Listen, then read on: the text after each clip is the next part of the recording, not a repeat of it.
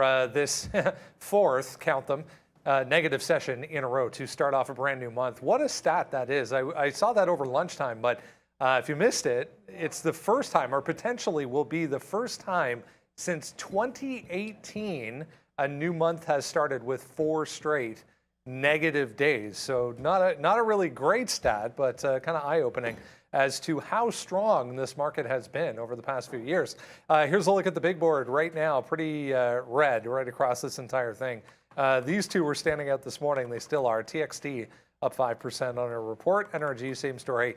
The opposite direction, 1.6 right now, though, for the overall market in negative territory. The entire, and I mean the entire tech sector is red on the day. Software, hardware, and semiconductor names. The clean energy names, both of them, ENPH in the semi group, that is, and SEDG back downside after a couple of pretty solid rally days. 8.25% for Enphase right now. AMD's here, 3.6%, 3.25% for NVIDIA under pressure as well. ON Semiconductor still downside also. All the travel names getting crushed today. Almost 6% at 1.4. CCL. Remember, it was RCL with the downgrade this morning that we saw, but CCL the worst off today, 4.5 there for RCL. It's here too, 4+%. I mean, when you get to a certain point, I guess it's a matter of numbers, really, not necessarily sentiment.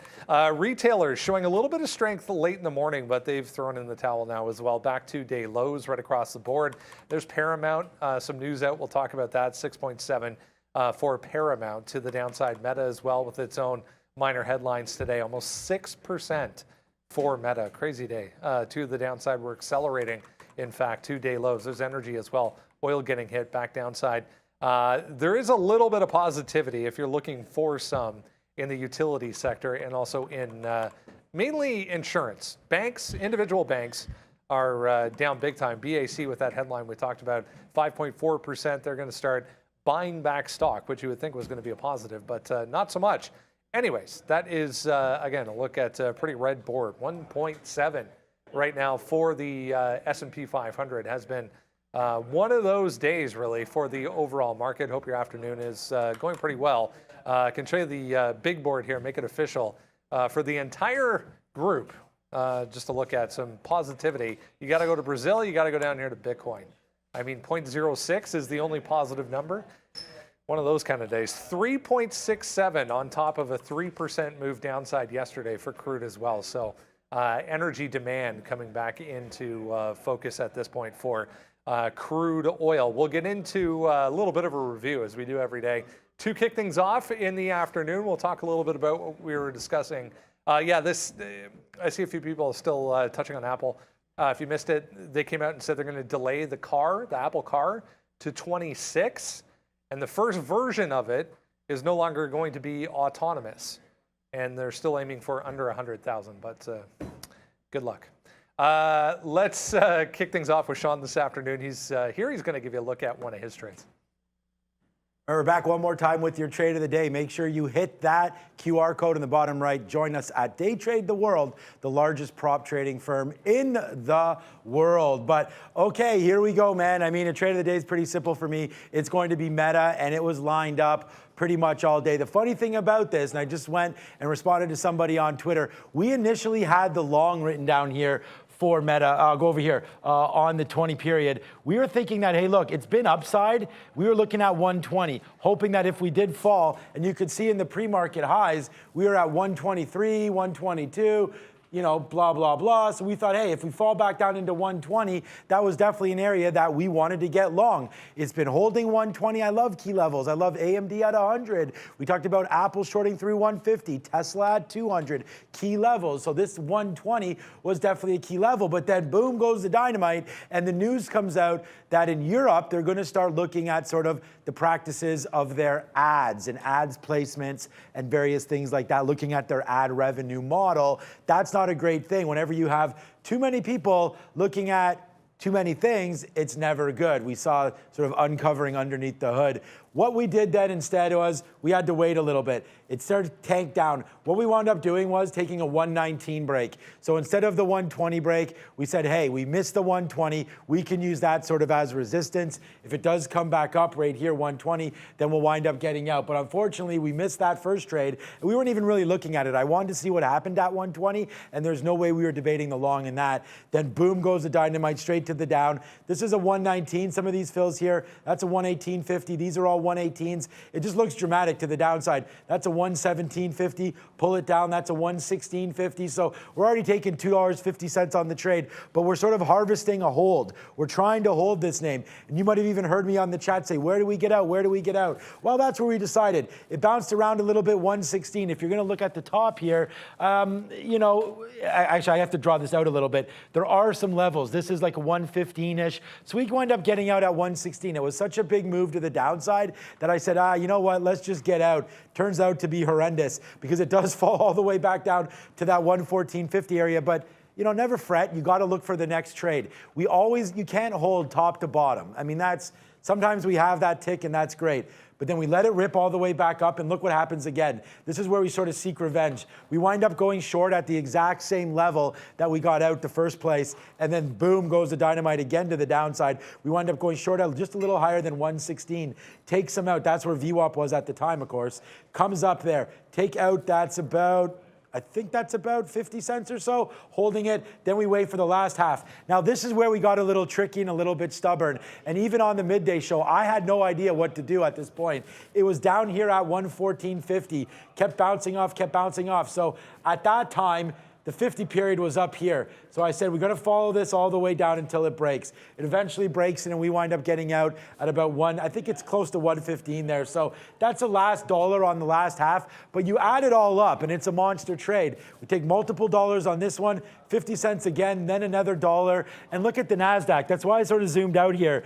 Like, you know, for those of us that were looking long, it was very easy to change up your mind here. We had that negative news come from the EU hitting out Facebook Meta, and then we saw Apple starting to go. We have a great short on Microsoft as well. The NASDAQ just had no love today, and now, as Brendan mentioned, you're actually near the bottom, so it wouldn't surprise me. Yeah, there goes Meta right now, right back to those bottom levels again of 114.50. So we leave 50 cents on the table for sure, because getting out at 115 there causes that to sort of not happen for us. But we have many other shorts on the board. It's Meta, it's your trade of the day. And it was a flip. We were thinking long, and then all of a sudden news came out. And as you see, no long marks on this board. So Meta to the short side, it looks like it's going lower. Yeah, the entire group, we'll get into it. Big tech here, not doing too well this afternoon with that note on Apple. Apple just made a new day low. It's probably the weakest of the entire thing. I don't know where that went, but that was the link to the watch list. It's okay, Fahad, don't worry about it. If you haven't done so yet, just rewind a couple seconds, grab that link, enter your email address, and we'll send that to you every single day. So 2 days in a row, we start things off at 2 o'clock, and the market's basically at day lows here. We've now given back, if anyone's keeping score, we've now given back the entire Fed Chair Powell rally, if you want to call it that, from back on Wednesday. We're back into essentially the beginning of the week from last week as far as levels are concerned. Arun, maybe we can get your take here on what's happening overall, because this is getting ugly again, 2 days in a row. Yep. Welcome to the afternoon bloodbath, it seems. We saw that yesterday. I think the more interesting one is, at least on the future side, on the equity side of things, it's pretty directional, right? I mean, like you saw it. It was just, you know, boom, done. Trend down in one direction. We've gotten through any zones that we needed to worry about. Remember in the morning I was talking about 39.40 is potentially holding. We really tried. We tried to hold in front of 50, caught an offer, took another shot underneath 50, tried to bounce, and then finally took out that 40s to the downside. So that's gone now. So we can go ahead and delete that. And when you look at that from the bigger term perspective, I got something for you guys. You guys were wondering what cup I've got? It's the there you guys go. It's that cup. Yeah, that's what happens when you get below 40, because it opens up the downside in a big way. I think that this is going to be one of those situations where there, Brendan, yeah, we're on our lows today. We can still somewhat make a bounce later on today as we, do some recovery or some profit-taking buys as we continue on. But at the same time, technically, this is going to be a mess. Remember, Tesla also took out that 77 area and bounced back into the 180s. So It's a lot of things are starting to flip around now. Giving back Powell's speech rally is one issue, but now technically breaking, if you were looking at the daily as well, kind of creates a massive problem here to the downside. I think the next checkpoint for us to get through, and that's going to be the very clear and obvious one, is going to be that 3,900. If you can get through that, it really gets real messy real quick. So 3 days, 4 days now, downside. I guess, what day was this? We recovered the second, where we did recover towards the end. But now 2 days this week, we're already back towards that 39.30. Day's not over yet. We're still continuing down. We can still do some more damage here as we go into the end of the day. 3,900, is that going to be seen today or not? I guess time will tell, but we've got an hour, just under 2 hours to figure this out, but it doesn't look too good right now, Brendan. Yeah, it's a crazy stat. I still can't believe that, but I mean, it's 2022, it's 4 years. Not a single month in that 4-year period has started with 4 straight red days. This could be the first anyways. Looks like it's going to be the first. Here's Apple, day lows right now. This spike right here on decent volume came on that note. We went down first, and then it tried to bounce up to 144 on that note that they're going to push the car back, Apple car, not until 2026. This is all from Bloomberg. Just keep that in mind as well. And it's also not going to be autonomous for Apple, guys. This bear is not malnourished there, Darwin. He's going to be... He's well fed. He's well fed. Yeah, he's today. hibernated. We're going to puff him up a little bit. There you guys go. How does he look now? He ain't malnourished by any stretch of the imagination. There you go.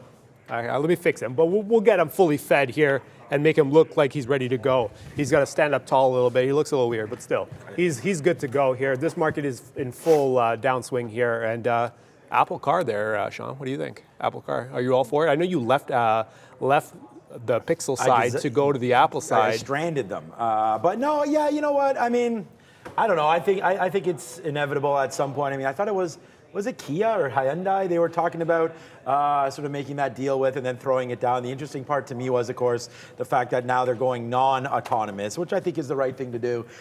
Tesla's having some issues with, I don't know if they're having issues or not, they just rolled it out. I thought it was North American-wide, their autonomous vehicle. I just think there's a lot of liabilities. I think it's probably a pretty expensive venture to get into if you haven't started already. So I'm wondering if that's sort of what Apple's been talking about there. I mean, Apple's down 2.62%. I was watching it when that story came out. I was right here. It created a little bit of a down move. You could see, well, I mean, in relationship to that, you can't really see the volume. There it is right here. So you do have some big volume spike. I believe that story was around 130-ish. So you got some big spikes in here. It was a move down. I don't know why that would create a move down. I mean, I don't think it's necessarily a change of plan at all. You're still down that 2.5%. You have Apple, Tim Cook, and the rest of them in Arizona today, talking with Taiwan Semi. So obviously they're going to be needing some more chips and things like that for their new cars. But yeah, let's just see what happens. I like Apple. I think the more talk we get of autonomous vehicles, the better it's going to be. And I think Tesla's sort of already leading the way. So I look over at Tesla and I say that if that's going to be something, then, these guys might be where you want to invest. Tesla actually down better than the market today against the market. So the market's down 215 and Tesla's about half a point better than that. So, it is holding up decently today. I don't think that Apple news is a big deal for anybody. We already known that they're going to get into the game. And I like it, Matt, because you know what? If you're part of the Apple ecosystem and you do like it, then I think this is just another one of those opportunities to buy. I mean, it's like if Tesla ever came out with a,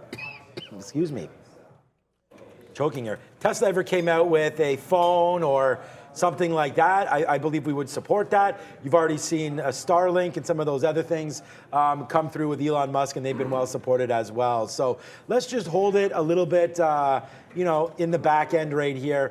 Apple's tanking today just because of what Apple wants to do. We've talked about it being off that 150 level. Since then, it's been straight to the downside. I feel like Apple does test this 140. It may come in tomorrow. I'm just a little bit, I'm not depressed. It's just when Brendan said that we've given back, and I knew this had happened because I saw a tweet earlier, we'd given back everything off that Powell move 2 weeks ago, or a week. I can't remember how long ago it was. But I remember the NASDAQ one day was up like 7%, and it was like one of those record days. Neil and I was sitting here looking at those, and we're like, oh my God, like what were some of the highs? And then we were up 5% last week on that early release. It wasn't CPI. whatever that number was early there. And it's disaster strikes again. So the Bears, although it's looking like you're going to win today, you've definitely won over that last move. The Bulls were really excited. It looks like it was just a bull trap there on that run up. So yeah, I'm holding some of these shorts. We've got Rivian on board, and we've got a whole bunch of others. But big tech today to the downside, and it's been pretty pathetic for the last little while, man. A lot of new 52-week lows, or at least close enough to it. We've talked about Lucid, CRM today. It goes on and on. I mean, there's a few other names. There, Clover, SoFi. They're not big tech, but it's been a disastrous move here for a lot of these names. Even Google's now way off $100. I don't even know, man. Yeah, I had to refresh my positions so you guys can see that. I'm still in that Google. That's one of the 6 positions which I've still got from the morning. Everything else has been taken out, but Google, I'm still holding on to that 100 break. Here we are, 262 in the money. So you know how I feel about big tech. To the downside we go. There really isn't much more to say. I mean, they were all, take your pick, whether it was Apple through 150 failure, or you had Google, then you had Netflix through 210, not 210, 310, I believe, to the downside. So there's a lot of moves that you can make. Amazon was pretty bad today as well. So all to the downside, all failing. And the big thing is the last couple of days, we've gotten excited about breaking through that 200 MA on the upside. That kind of technically means, hey, you know, a downside trend is over, maybe? No, they're not done. Here we are back down towards 3930 and possibly 3900 soon, I would think. So big tech leading the way to the downside. What do we got? Everything's at least 2% to the downside on the tech side, and the big loser being Meta right now at 6.5%. All right, was looking at some of these Chinese ADRs. If you remember, they were all gapping up again this morning in the pre-market on continued reopening talk. I mean, here's Alibaba, guys, up 1.1%. We did get a nice flush out of the gate 2 days in a row, straight downside as soon as the market opened, but nice recovery for most of these today anyways. Yeah, so we only did damage on one of them here today, and it's going to be NIO. We do seek a little bit of revenge on this name. We don't make back nearly as much as we lost yesterday, of course. That always seems to be the situation. But look at today. Like, you know, we'll do the Barry Horowitz where we'll tap ourselves on the back here today because we did stay out of this until we found a top finally. And it looks like that did triple top a little bit at 1325. So we actually had it the very first time. I just saw a monster run up here. We broke 13, and I was like, where are we going to stop? We kind of went back to yesterday, saw 1340 there. I was just using 1330 as the high, and if you zoom in, it made a top tail here, so that's really right there. It made it twice, and that was enough for me to go into the short. Out. These don't look like great. I mean, it's a great trade because we took the bottoms again. Bottom. Then finally it broke there, 1310. We went all the way sub 13, and you're going to see me still in NEO. I was expecting this to break, but then look at this. The 200 period's right there. Now we're all the way to the top side. So actually now I flip this around and expect to get on my last 10%, probably for flat. NEO has bounced off beautifully, so we will look at some of these Chinese ADRs for actually, listen, wait for it, Arun. Strength in the market. So NEO today up almost 3% as Gregory's getting very excited in the background there. I hope he's got a big one on there. Oh, soccer. Some game almost had a shot on net. So again, I've already said this. Without Italy in the World Cup, man, I mean, you know, pick your poison on who you think. Spain lost to Morocco? Is that what I heard? How many shots on net in that game, Gregory, for Spain do they have? I heard it was not very many there as well. So anyways, good World Cup so far. It's looking like, I know Neil has England as his team. So, you know, we've already went over that. Brazil looked really solid yesterday. Argentina, Brazil, England, it looks like those are the 3 solid teams. And I don't know what's going on. Is Portugal playing now? Is that what's happening? I think Portugal's playing now. That's another strong team, of course. So I'm going to lean. I'll go with Neil. I mean, I don't really have a dog in the race. Love to see Brazil play, of course. But if it's going to be England, then at least my guy over there will be happy. I mean, Luka's, I honestly just want to see France win. Just because Luka called that 7-game parlay, I just want to see what happens. Oh, that's right. There's that. I don't even care who wins, but just for the sake of that bet, I just want to see Luka win. Not Luka win, but Luka's guy that he's following win. Story. Yeah, whatever. That story. I want that story. I want to see a good ending for that story. So let's just hopefully that does happen. Anyways, it doesn't really matter. Brennan. Let's talk some banks here. We were discussing this conference that's taking place today in Washington. Some of these were actually quite positive. early on this morning, both in the pre-market. And look at this move JP Morgan gave you out of the gate this morning as soon as the market opened, straight up $3 almost. But here we are back to yesterday's lows, essentially. There was this spike that happened during the midday as well on decent volume. Some comments came out of that conference again for JPM. But I mean, it was very specific, individually specific. I think BAC is the worst off right now, even though they said they're going to start buying back some stock starting this quarter. They're going to buy back? Okay. Oh, the banks? Yeah. Oh, man. All right. So the banks were actually a really fun trade today so far. By the way, Roblox right now. We have Roblox on there? No, we don't. This is making new lows right here with the market. I mean, this short that we have on Roblox, we could talk about that after, but this is 31.50, man. We were really hit that one. Now that's $1 in the money finally. Okay, let's go over to the only bank stock that we traded today. And we did talk about this a little bit on the show, and it's kind of a back and forth mess here. We are negative on this stock. So we start the day with the short, you know, and we took a good profit on it, man. We were up on it after all of this because we go short at 133.50. We take it down 132.80 is our first fill. Then we have a 132.80 again. Then we have a 132.60. So again, starting the day off with about 80 to 90 cents right there. Then in the very next minute, these are minute candles, it rips all the way back up and gets us out. So that was fun, not really well lived. And then we're like, okay, maybe it's a long. So we danced with the long in here, lost quickly. Again, these are all seem to be in the same minute. And then later on, we tried the long. When I thought it was breaking, I thought, you know, here comes the 50 period. I know the banks have been strong. You see only down 0.87. The banks have been pretty strong. Took out this 132. Nice upside move to 132.11, then faded out. We averaged in. We took some profit. Then it dropped out. So we're barely red on it. But, you know, we did hold, you know, enough to hope that this was going to come back.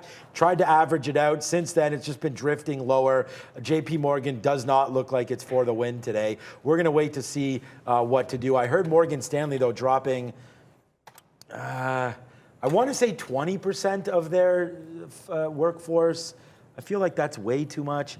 I'll find that story for you in a bit. Maybe Brendan has. There it is. Oh, there.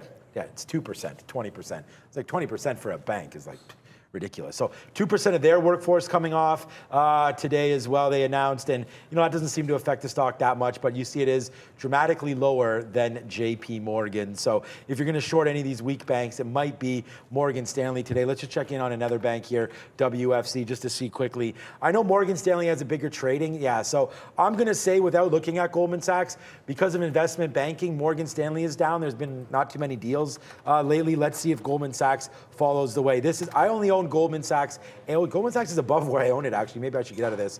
Goldman Sachs and JP Morgan, both high side. Look at this run back for Goldman Sachs. Wow. 290 back mid-October, up to 390 there mid-November. A hundy in a month. Big move up there for Goldman Sachs. But yeah, so it looks like today, sort of the investment banks, Goldman Sachs, Morgan Stanley getting hit a little bit more than the money center one in JP Morgan. So take that for what it's worth as the markets are right now heading again to day's low.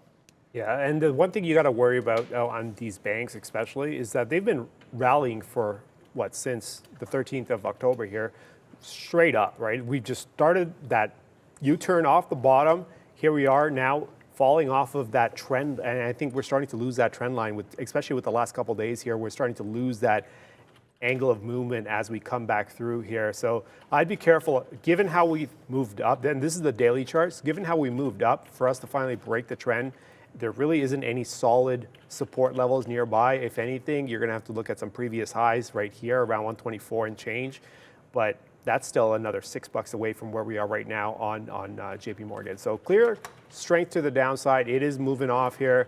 A few days now, we've kind of started strong and then fell off, gapped down. In today's case, we actually gapped up and then fell off. So it doesn't really bode well, but we still have some space to the downside. Just leave it wide open.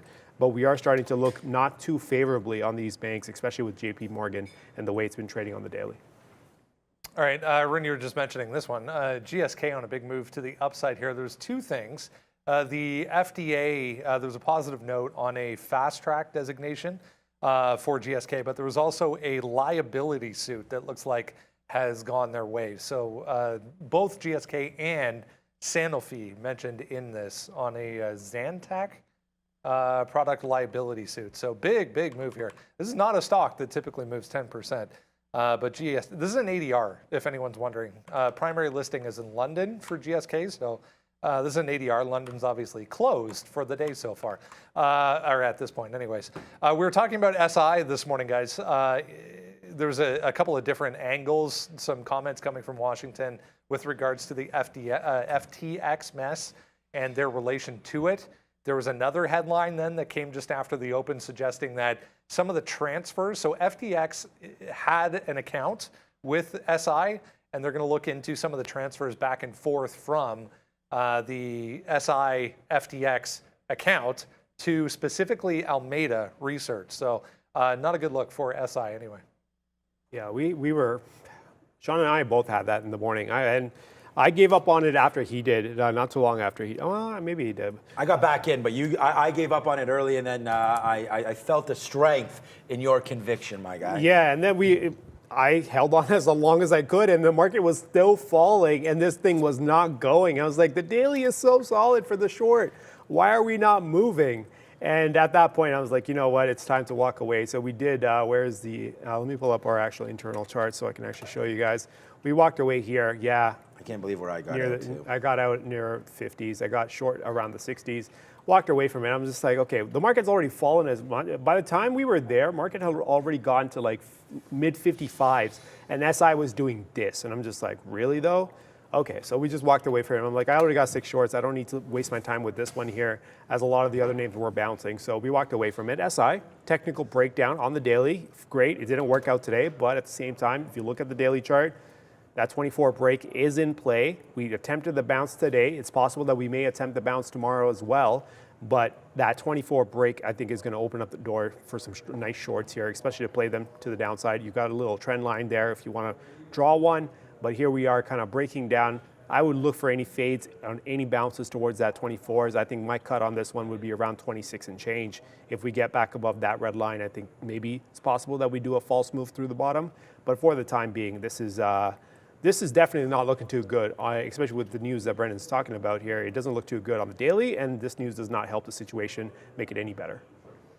Yeah, I mean, I had the same conviction there. We actually wrote it on. I'm not even going to talk about it because we've already did it. Let's get over to trading as much as we can. But we already had GSK on our watch list today as well. GSK, that's the new one. We didn't have that one. Silvergate. We were looking for the short. We got the short, and the rest is history. I mean, I can show you what we did here on it just real quick. We marked down 24. This is the part that we screwed up. We got short, took some profit, then it blasted up to 24, and I'm like, all right, I'm gone, man. Like, that was the crazy move. And then Arun is like, well, but really it didn't break as much as you think it did. And then when it came back down through 24 again, we took the short one more time. And then we started getting out 23.40, 23.30, 23.15, and then it started to go down. I got nervous because it popped back up, and then I said when we were down here that I was going to follow the 50 period. So there we get out at 22.84. Look, it's a banger trade, man. We got to be happy with Silvergate. I mean, we talked about shorting it at 24, so if you did that, you're laughing right now, but neither one of us hold for that 22 bottom, which really sucks. So I got out there, still happy with it, man. You can't, when you're taking $1 on a trade, and I was just going to talk about that with Rivian right now, when you're making some trades, and by the way, I tweeted out Rivian the minute I took this trade right here. It's funny that it came back. I didn't even really notice this, to be honest with you, when it came back. Oh, it came back. It was getting ready for the trade of the day. Okay, yeah, big move to the upside there. We got a piece out there at the bottom, and then it just came right back to the bottom. Should have reloaded that on Rivian, but I guess we'll get to that. But anyways, that's SI. A little bit of a tricky trade today because you had that. You had that little bump up early there on SI, and that's why I feel like I'm really trying to change the way I trade, and that is that not to put on too much risk too early. I've been blown out over the last 4 or 5 months or whatever. Every time you put on big shares early, and then this kind of happens because look, you're right. Like, I'm right on the short, but somebody gets freaked out or spooked out, or they're caught on their long or something, and they try to get it back to the upside. It doesn't go, and then the move happens. So, like, if sitting here you have 1,000 shares or something, and you instantly lose 60 cents, you're in the hole. Not a nice start, and then you start to feel kind of like revengey, right? So you got to stay away from that, and that's one thing I'm trying to work on. So right there, we are now out of SI in what was a difficult trade. You know what, man? I know we got to go back to Brendan. Let me just check Coinbase, because it's my disdain for Coinbase that really keeps me away from it. But it's really, that's where I should be. If I'm thinking so negatively on exchanges, I should just be shorting Coinbase pretty much every single day. You get that same crazy move this morning on Coinbase where you go short, and then you may have got blown out there, followed by a wow. Okay, Arun, you and I traded for sure the wrong name. What? We should have looked. I mean, Coinbase, we would have had no problems holding because there was no move back. It's so clean. And then I think I probably would have got stopped out in here somewhere because of that. But wow, 41.85. Coinbase down 9%. Where are we on Coinbase? This is 52-week. Yeah, I'm going to say. Ooh, just like our Rivian trade, this is getting a little spicy here. This is at 52-week lows, if I'm not mistaken, right now. Coinbase, I'm going to find out what exactly this 52-week low is as we speak. I'm going to go over on my charts here on Trade Ideas, find out where the 52-week low is. $40.61 right now, $40.61. Okay, so we have a little more to go. I believe we are close to its intraday close for all-time lows. So let's wait to see what happens here. But Coinbase looking juicy to the sell side as well, Brendo. Yeah, some of these moves are getting pretty spicy to the downside, including Apple, guys, just taking out the lows as I sit here watching it. Wow, the market obviously following suit. Every time I look down, new lows to come. Here's one that's not. You got to look hard today, but there are one or two or three not making new lows right now. Here's Gitlab was on the watch list this morning off this nice report. And I mean, even if it could hold some of this 7% before the close, not a bad result considering what the overall conditions are here for GTLB. Yeah, Gitlab. Okay, well, we saw the trend line. We were above that 44 mark coming on down. I'm just like, you know what? Maybe we can work a potential long with this nice little news that's coming out. Nope. It continued on and just dropped very, very quickly through that 41, which is where I was looking to get out on. So this was the trade on Gitlab here as we were getting long in front of that 43.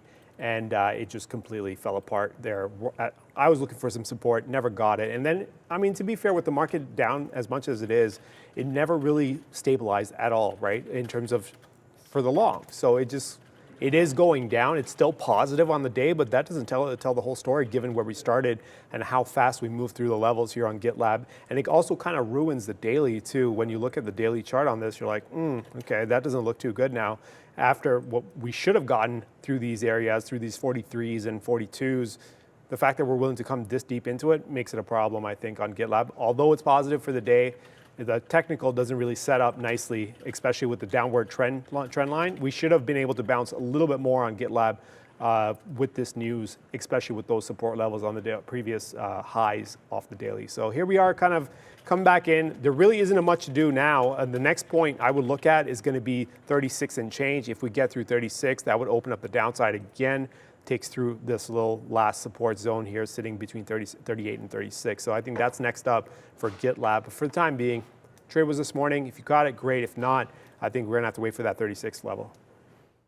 Yeah, hard pass for me on Gitlab. I mean, I'm the same way. If I don't have it early, then I'm not in it. So we'll wait on Gitlab trading. But again, another good name there. There's always something to trade. I mean, that's the one thing, no matter your style, whether or not you're trading futures.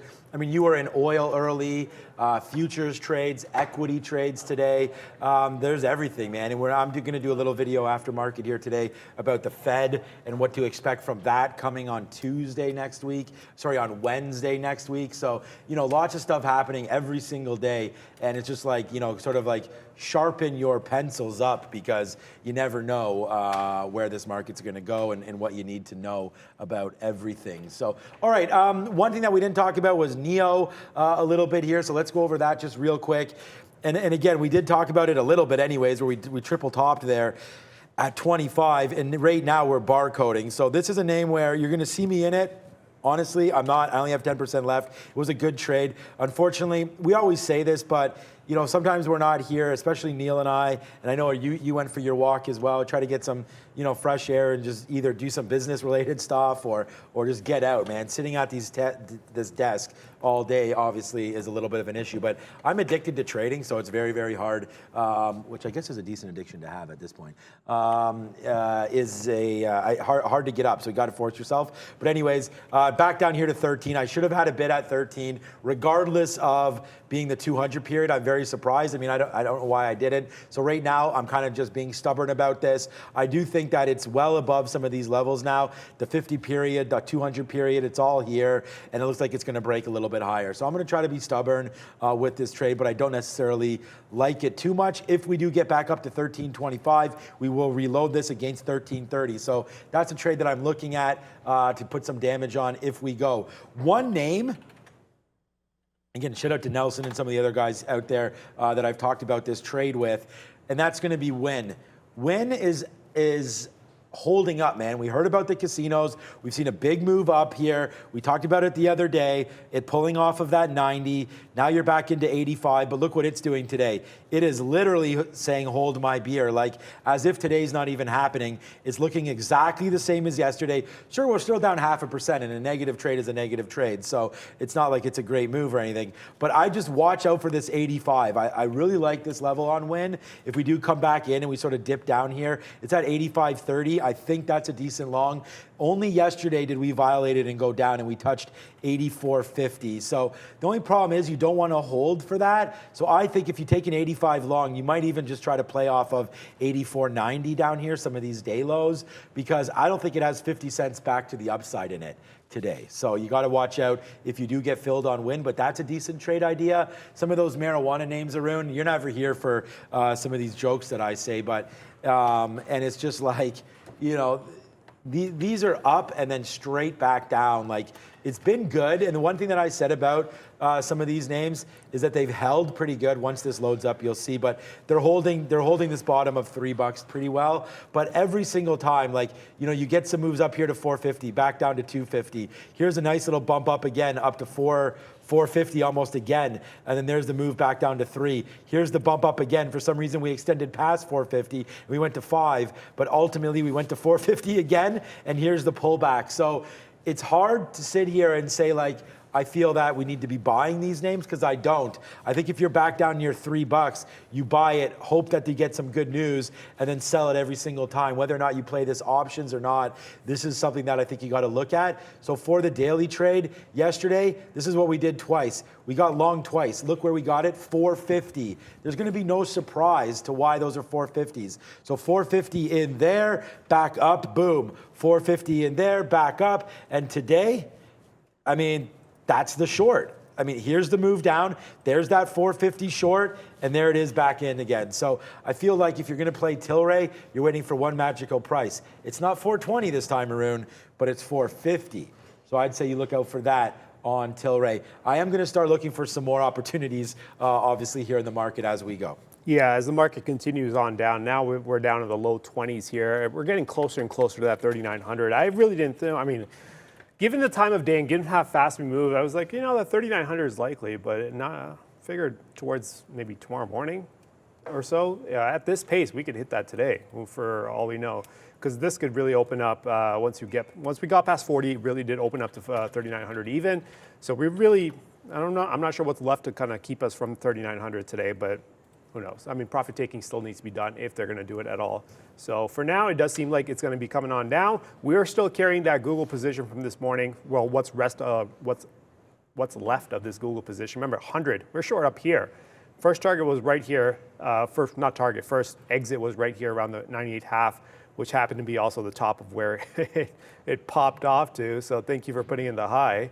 And then it dropped right back down, and then kind of went sideways for a bit, and then here we are, next leg down to the downside as the futures market also drops through here. So at this point, all I can really do, it's $2.81 in the money. All I can really do is just kind of trail this, right? I've already gotten out what I needed to get out, and now it's just a matter of capturing as much as I possibly can while still giving it a chance. I'm starting to think maybe that 97.5 is going to be the level that I'm going to have to look at for us to get back above to kind of end this downtrend. So I'll just kind of move my trail stops as we go. And GSK, GlaxoSmithKline, I believe is the name. I've traded this actually in London as well, from the London exchange. They're priced in pence, I believe. And here we are kind of breaking through 38. That's where I stepped in. I really like the idea of fading this. I just didn't want to do it. I'm like, oh, FDA note, and they got some decent news. I don't know if I want to actually go for the short against the 40, because that's what I was initially thinking. And if you actually look at this, look, gap, right into 40. Okay, we hit both gaps there.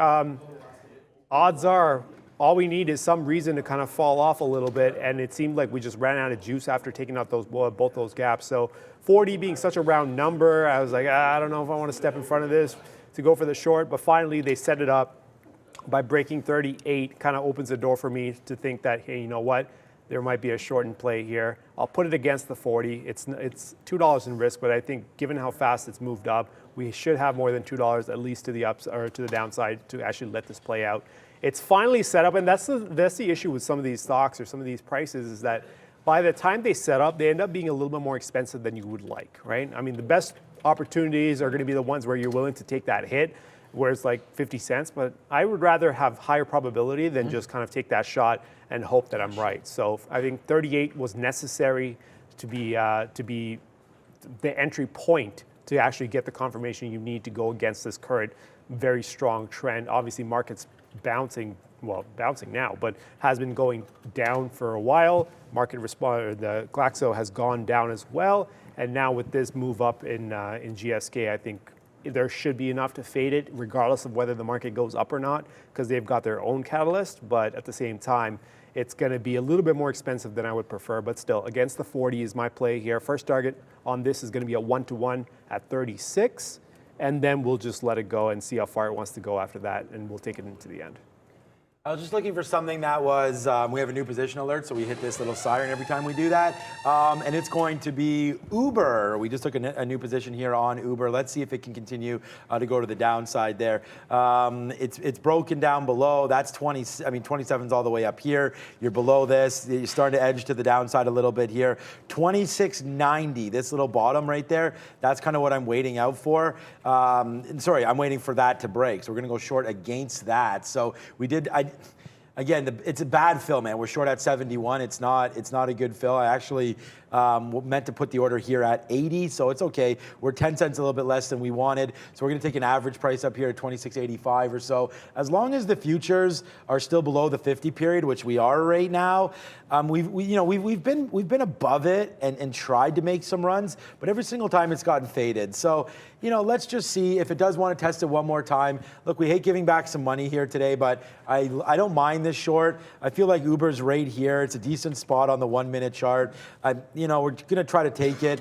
It's below everything you can see. I mean, a lot of these names are like this. I just feel that Uber can get down a little bit more. We are kind of pulling at straws a little bit. We're out of the money now, 8 cents. Not a big deal, obviously, 8 cents on Uber, but we'd like to make that money. So hopefully they'll fall in a little bit again right there.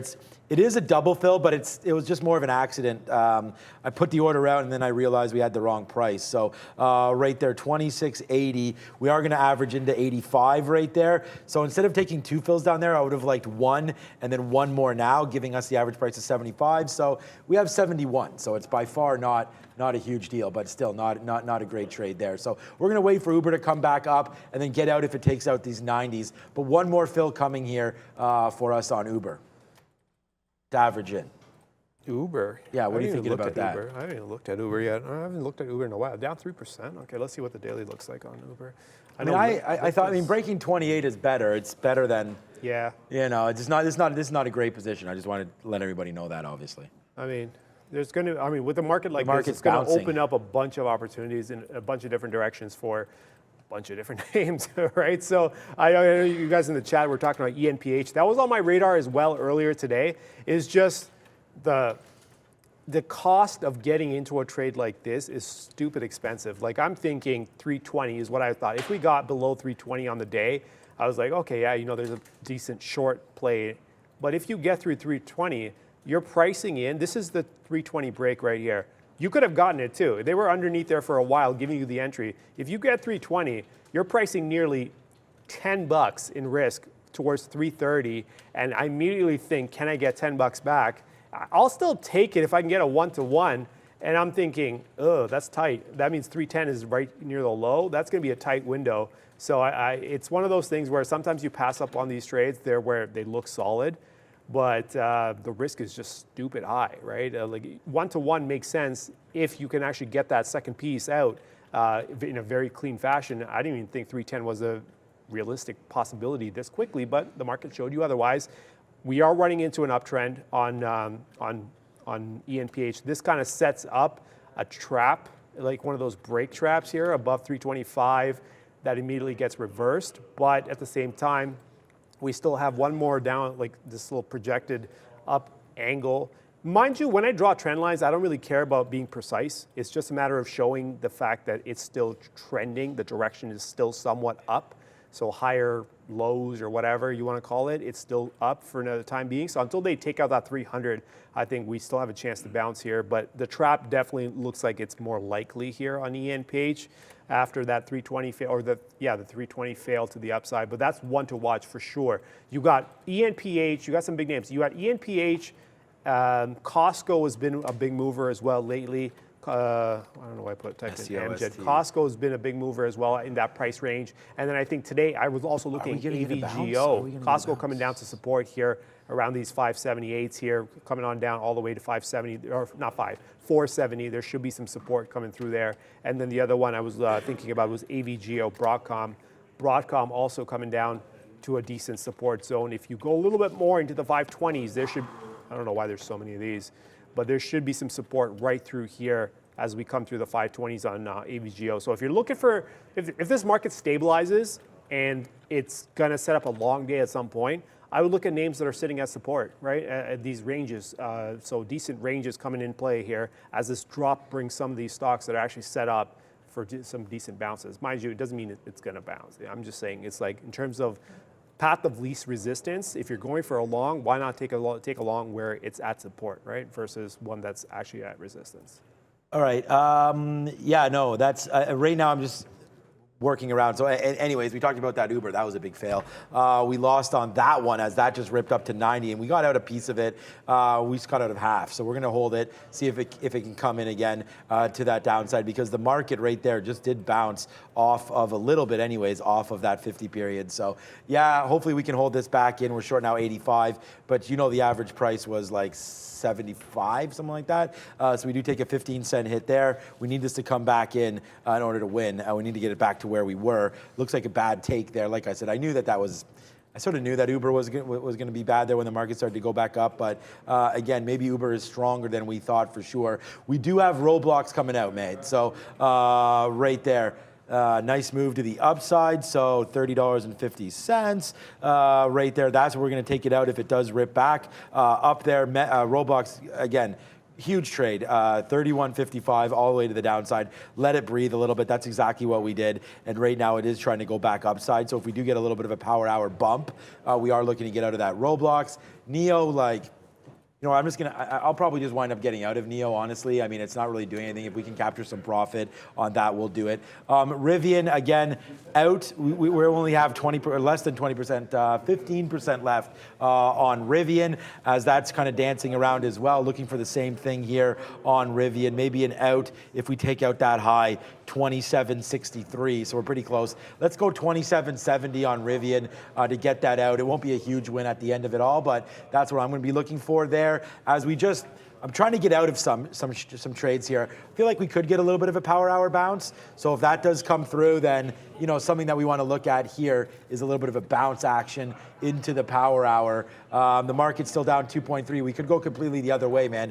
It could go to the downside. So we'll put some of our stops, be pretty conservative with them. If we get stopped out, fine. If not, we'll be able to find some more trades to get in anyways. So that'll be the one that we're looking to get out. 27.65 on Rivian is my target there. We are out, by the way, of Neo. So that was a good trade for us regardless today, even though it didn't go down. We didn't get the best out, but still some good fills. Whenever your short is up here and your outs are lower, it's not bad. All right, we have our guest of the day ready to go with Brendan. So let's take it back to the big desk. Hey guys, thanks so much. Yeah, we're happy to have Hypercharge Networks here with us today. Tell you a little bit about a brand new listing on the NEO exchange. David Bibby is CEO and president of the company. Hypercharge is a innovative technology company providing EV charging solutions. David, an industry that is, let's face it, exploding right now, and there is a ton of need for these charging stations as more and more automakers bring more and more options for people online as far as EVs are concerned. Your company is here to solve that problem for people looking to charge their cars. Tell us a little bit about the company. Yeah, great. Thank you, Brendan. My name's David Bibby, and I'm the CEO and co-founder of Hypercharge Networks. We've just listed on the NEO under the symbol HC, and delighted to be here today. We provide turnkey EV charging solutions that help our customers grow their revenue and accelerate the adoption of the electric vehicle and the shift towards a carbon neutral economy. We're really excited about this space because this industry is just taking off. And we don't say that lightly, because by 2030, over 60% of all new vehicles sold will be zero emissions, primarily battery electric. And on average in Canada alone, we sell over 2 million new vehicles per year, and they all need somewhere to charge, and that's where we come in. So thank you. Yeah, absolutely. It's great to have you. Let's talk a little bit about where we're seeing the most demand as it is right now. I know I live in a condo building, and they just the last couple of weeks have been actually installing these charging units. Not sure it's your company, but there are some here in Toronto I saw on your website today for people who are looking for options. But it seems like more and more, whether it's commercial buildings, whether it's residential, whether it's, just paid parking lots around the city, there's more and more options when it comes to not only where you can charge your electric vehicle, but even getting it in your own garage is finally coming to a point where it's much more easily accessible. Where is the highest demand here for these charging stations, and how do you see that progressing as we go forward here? Yeah, the demand's growing across all three primary segments. So there's multi-unit residential, as you spoke about, also retail and commercial locations, which are primarily public charging, and then fleet. So all three are really important to us, and we have projects deployed across all three. Currently, the fastest growing segment for us is in the multi-unit residential space, because people want the convenience of being able to charge at home, and we have a great solution that's winning in the market there. Public charging and the fleet market are really important to us. What you hear a lot about is the public market and the lack of charging infrastructure. You'll see pictures between Vancouver and the interior, or Toronto and cottage country, where people are lined up around the corner to get their vehicle recharged. And that's where rapid recharging centers are needed, and we provide those solutions as well. But primarily people charge at work and at home, and then they need to top up along the way when they're doing long haul. On the fleet side of things, that's still really, really early days. There's a lot of press out there in the industry. If you look at, Amazon and Hertz as examples of companies that have gone all in and placed large orders for new fleet electric vehicles. But for the most part, what we're seeing is all companies are looking at this and trying to figure out where and when to invest. And we think that's great, because we have a wonderful solution for that segment as well. And we'll continue to partner with them as they electrify their fleets. And more demand going to come. I mean, we saw, Pepsi took delivery of that first Tesla semi just last week. So it is coming, right? And it's not going to be very long before it's the norm. For those maybe who have not ventured into this space yet or spent too much time researching it, let's talk a little bit about the technology here itself, just so everyone's on the same page. What exactly are we talking about as far as what is required for the stations themselves? And is this something that a Nissan Leaf owner can use? Is this something that a Tesla owner can use? How broad can we charge our vehicles here? Most definitely. It's a great question. And I get asked a lot. The top three questions for me is, how do I recharge my vehicle? How long does it take? And where can I recharge my vehicle? Those are the primary things that people are considering when they're looking at purchasing an electric vehicle. Our chargers work with all manufacturers from Nissan to Audi to Kia to Tesla. From a customer perspective, we provide a full range of charging solutions, from the smallest level 2 chargers that you'd use in your home or your condo, all the way up to the fastest DC fast chargers, level 3 chargers they're called, that you'll see in commercial and public rapid recharge settings. Our customers benefit because we take care of everything, so that they don't have to worry about anything. We handle the hardware, the software, and all of the management that goes with that as well. David, we've seen companies like Tesla in recent weeks come out and say they're opening up their networks to allow other manufacturers to charge at their stations. Give us an overview here of this market in general. Where are we going to see this going? Because we saw it start out manufacturer specific. Is it going to get to a point where it's one or two manufacturers, or not necessarily manufacturers, but one and two charging networks that are used right across the board? Or is it going to be first come, first serve, depending on where you are and what is needed as far as the technology? So talk a little bit about maybe where you see this going as far as the charging network and charging opportunity in the market specifically over the next, say, 3 to 5 years here. And what has been the biggest hurdle for the company to this point? Yeah, there's a lot to unpack in there. First off, Tesla is the pioneer in the space, right? They had to build out the supercharger network in order to sell vehicles, and they've done a great job of that, no question. All of the other OEMs, the other manufacturers, are relying on companies like Hypercharge to build out this infrastructure to serve their customers. And from day one, we decided to go down an open standards path that will allow our chargers to work with any vehicle, as I've already said. So for us, we think it's great, and consumers want the ability to charge anywhere, anytime. Just as we, as cell phone owners, we don't like the idea of being locked into one carrier or another. We compete, or they compete with us in that case on their customer service and pricing. And ultimately, that's where I see the industry headed as well. The industry is still, as I said, in the early days, though. It's growing at over 30% compound annual growth over the next 7 years. It'll be a $100 billion industry alone. This is in the EV charging space across North America. All of the automotive manufacturers are going all in on electric vehicles and have made declarations that they'll no longer produce another internal combustion engine vehicle anywhere from sort of 2030 to 2035. So the change is inevitable for sure. It's just a matter of when. And most consumers today don't drive an electric vehicle. At a national level, we're sitting at about 8% of all new vehicles sold are currently EV. By 2030, that'll be 60%. By 2035, 100%. And they all need somewhere to charge. So the other, tailwind that's helping the industry is both the Canadian federal government and the U.S. federal government have put funds into this to make sure that the infrastructure gets built. In Canada, that's $1.1 billion allocated to build out EV charging infrastructure. In the U.S., it's $7.5 billion. That's just for infrastructure. That doesn't include any grants that they might provide consumers to incentivize them to buy the EVs.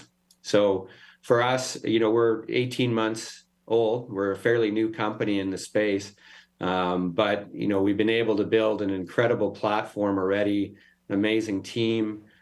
We have, as I said, we're hardware agnostic, so we can provide the best of class across any of the different types of chargers that our customers need. And so for me, when I think of hurdles, I think of them more as opportunity. It's probably the biggest area or hurdle we've had is where to focus. And that's been one of the things we've done as a company, is really focused in on Canada first. We're in 7 provinces already this year alone. And in the US, it's 100 times larger. So we do plan to scale there. We have our first sites going live later, early in Q1. It'll be, starting to rough in later this month, and we'll launch early in the new year. So for me, I think that, as I say, the largest barrier to EV adoption is the lack of infrastructure, and that's where we come in. Yeah, it's a great problem to have, I guess, when there's unlimited demand, as there is in this industry right now. I love that analogy as well when you spoke about the cell phone angle to this. Nobody wants to be tied down and only have X amount of options as far as where they're going to be able to charge their vehicle. HC, guys, is the ticker on the NEO exchange here in Toronto. Happy to have Hypercharge Networks co-founder and CEO David Bibby with us. A pleasure. Best of luck. Pleasure. Thank you. Have a great day. All right, look, I mean, I think, and thanks, David. I mean, that was a great interview. Thanks, Brendan. To me, that's the number one issue that needs to be solved and we talked about this yesterday, stations? remember? We talked about it in Paris when we were there. Oh, yeah. Or when I was there, and when you're in Europe as well. Feel like there's many more charging stations. And the key thing that I heard right there also was the fact that universal, because I'm nervous. I don't know enough about it, but I just wonder that if you have a Tesla and I have a Hyundai or whatever, can we interchange That's on what our I was curious about, charging too. port and station and whatnot? So shout out to those guys at Hypercharge. It seems like, from what I've seen so far, it seems like each one of these stations has at least 2 different plugs. That's the thing. At least I don't from know. what I I've feel seen like so I far, still don't mind know. you, I don't use them, so I don't know. But from what I've seen, it just seems like they have 2 plugs, and it's always the same cars there. It's always a Tesla, and then randomly I'll see these BMW. BMW has an electric car as well.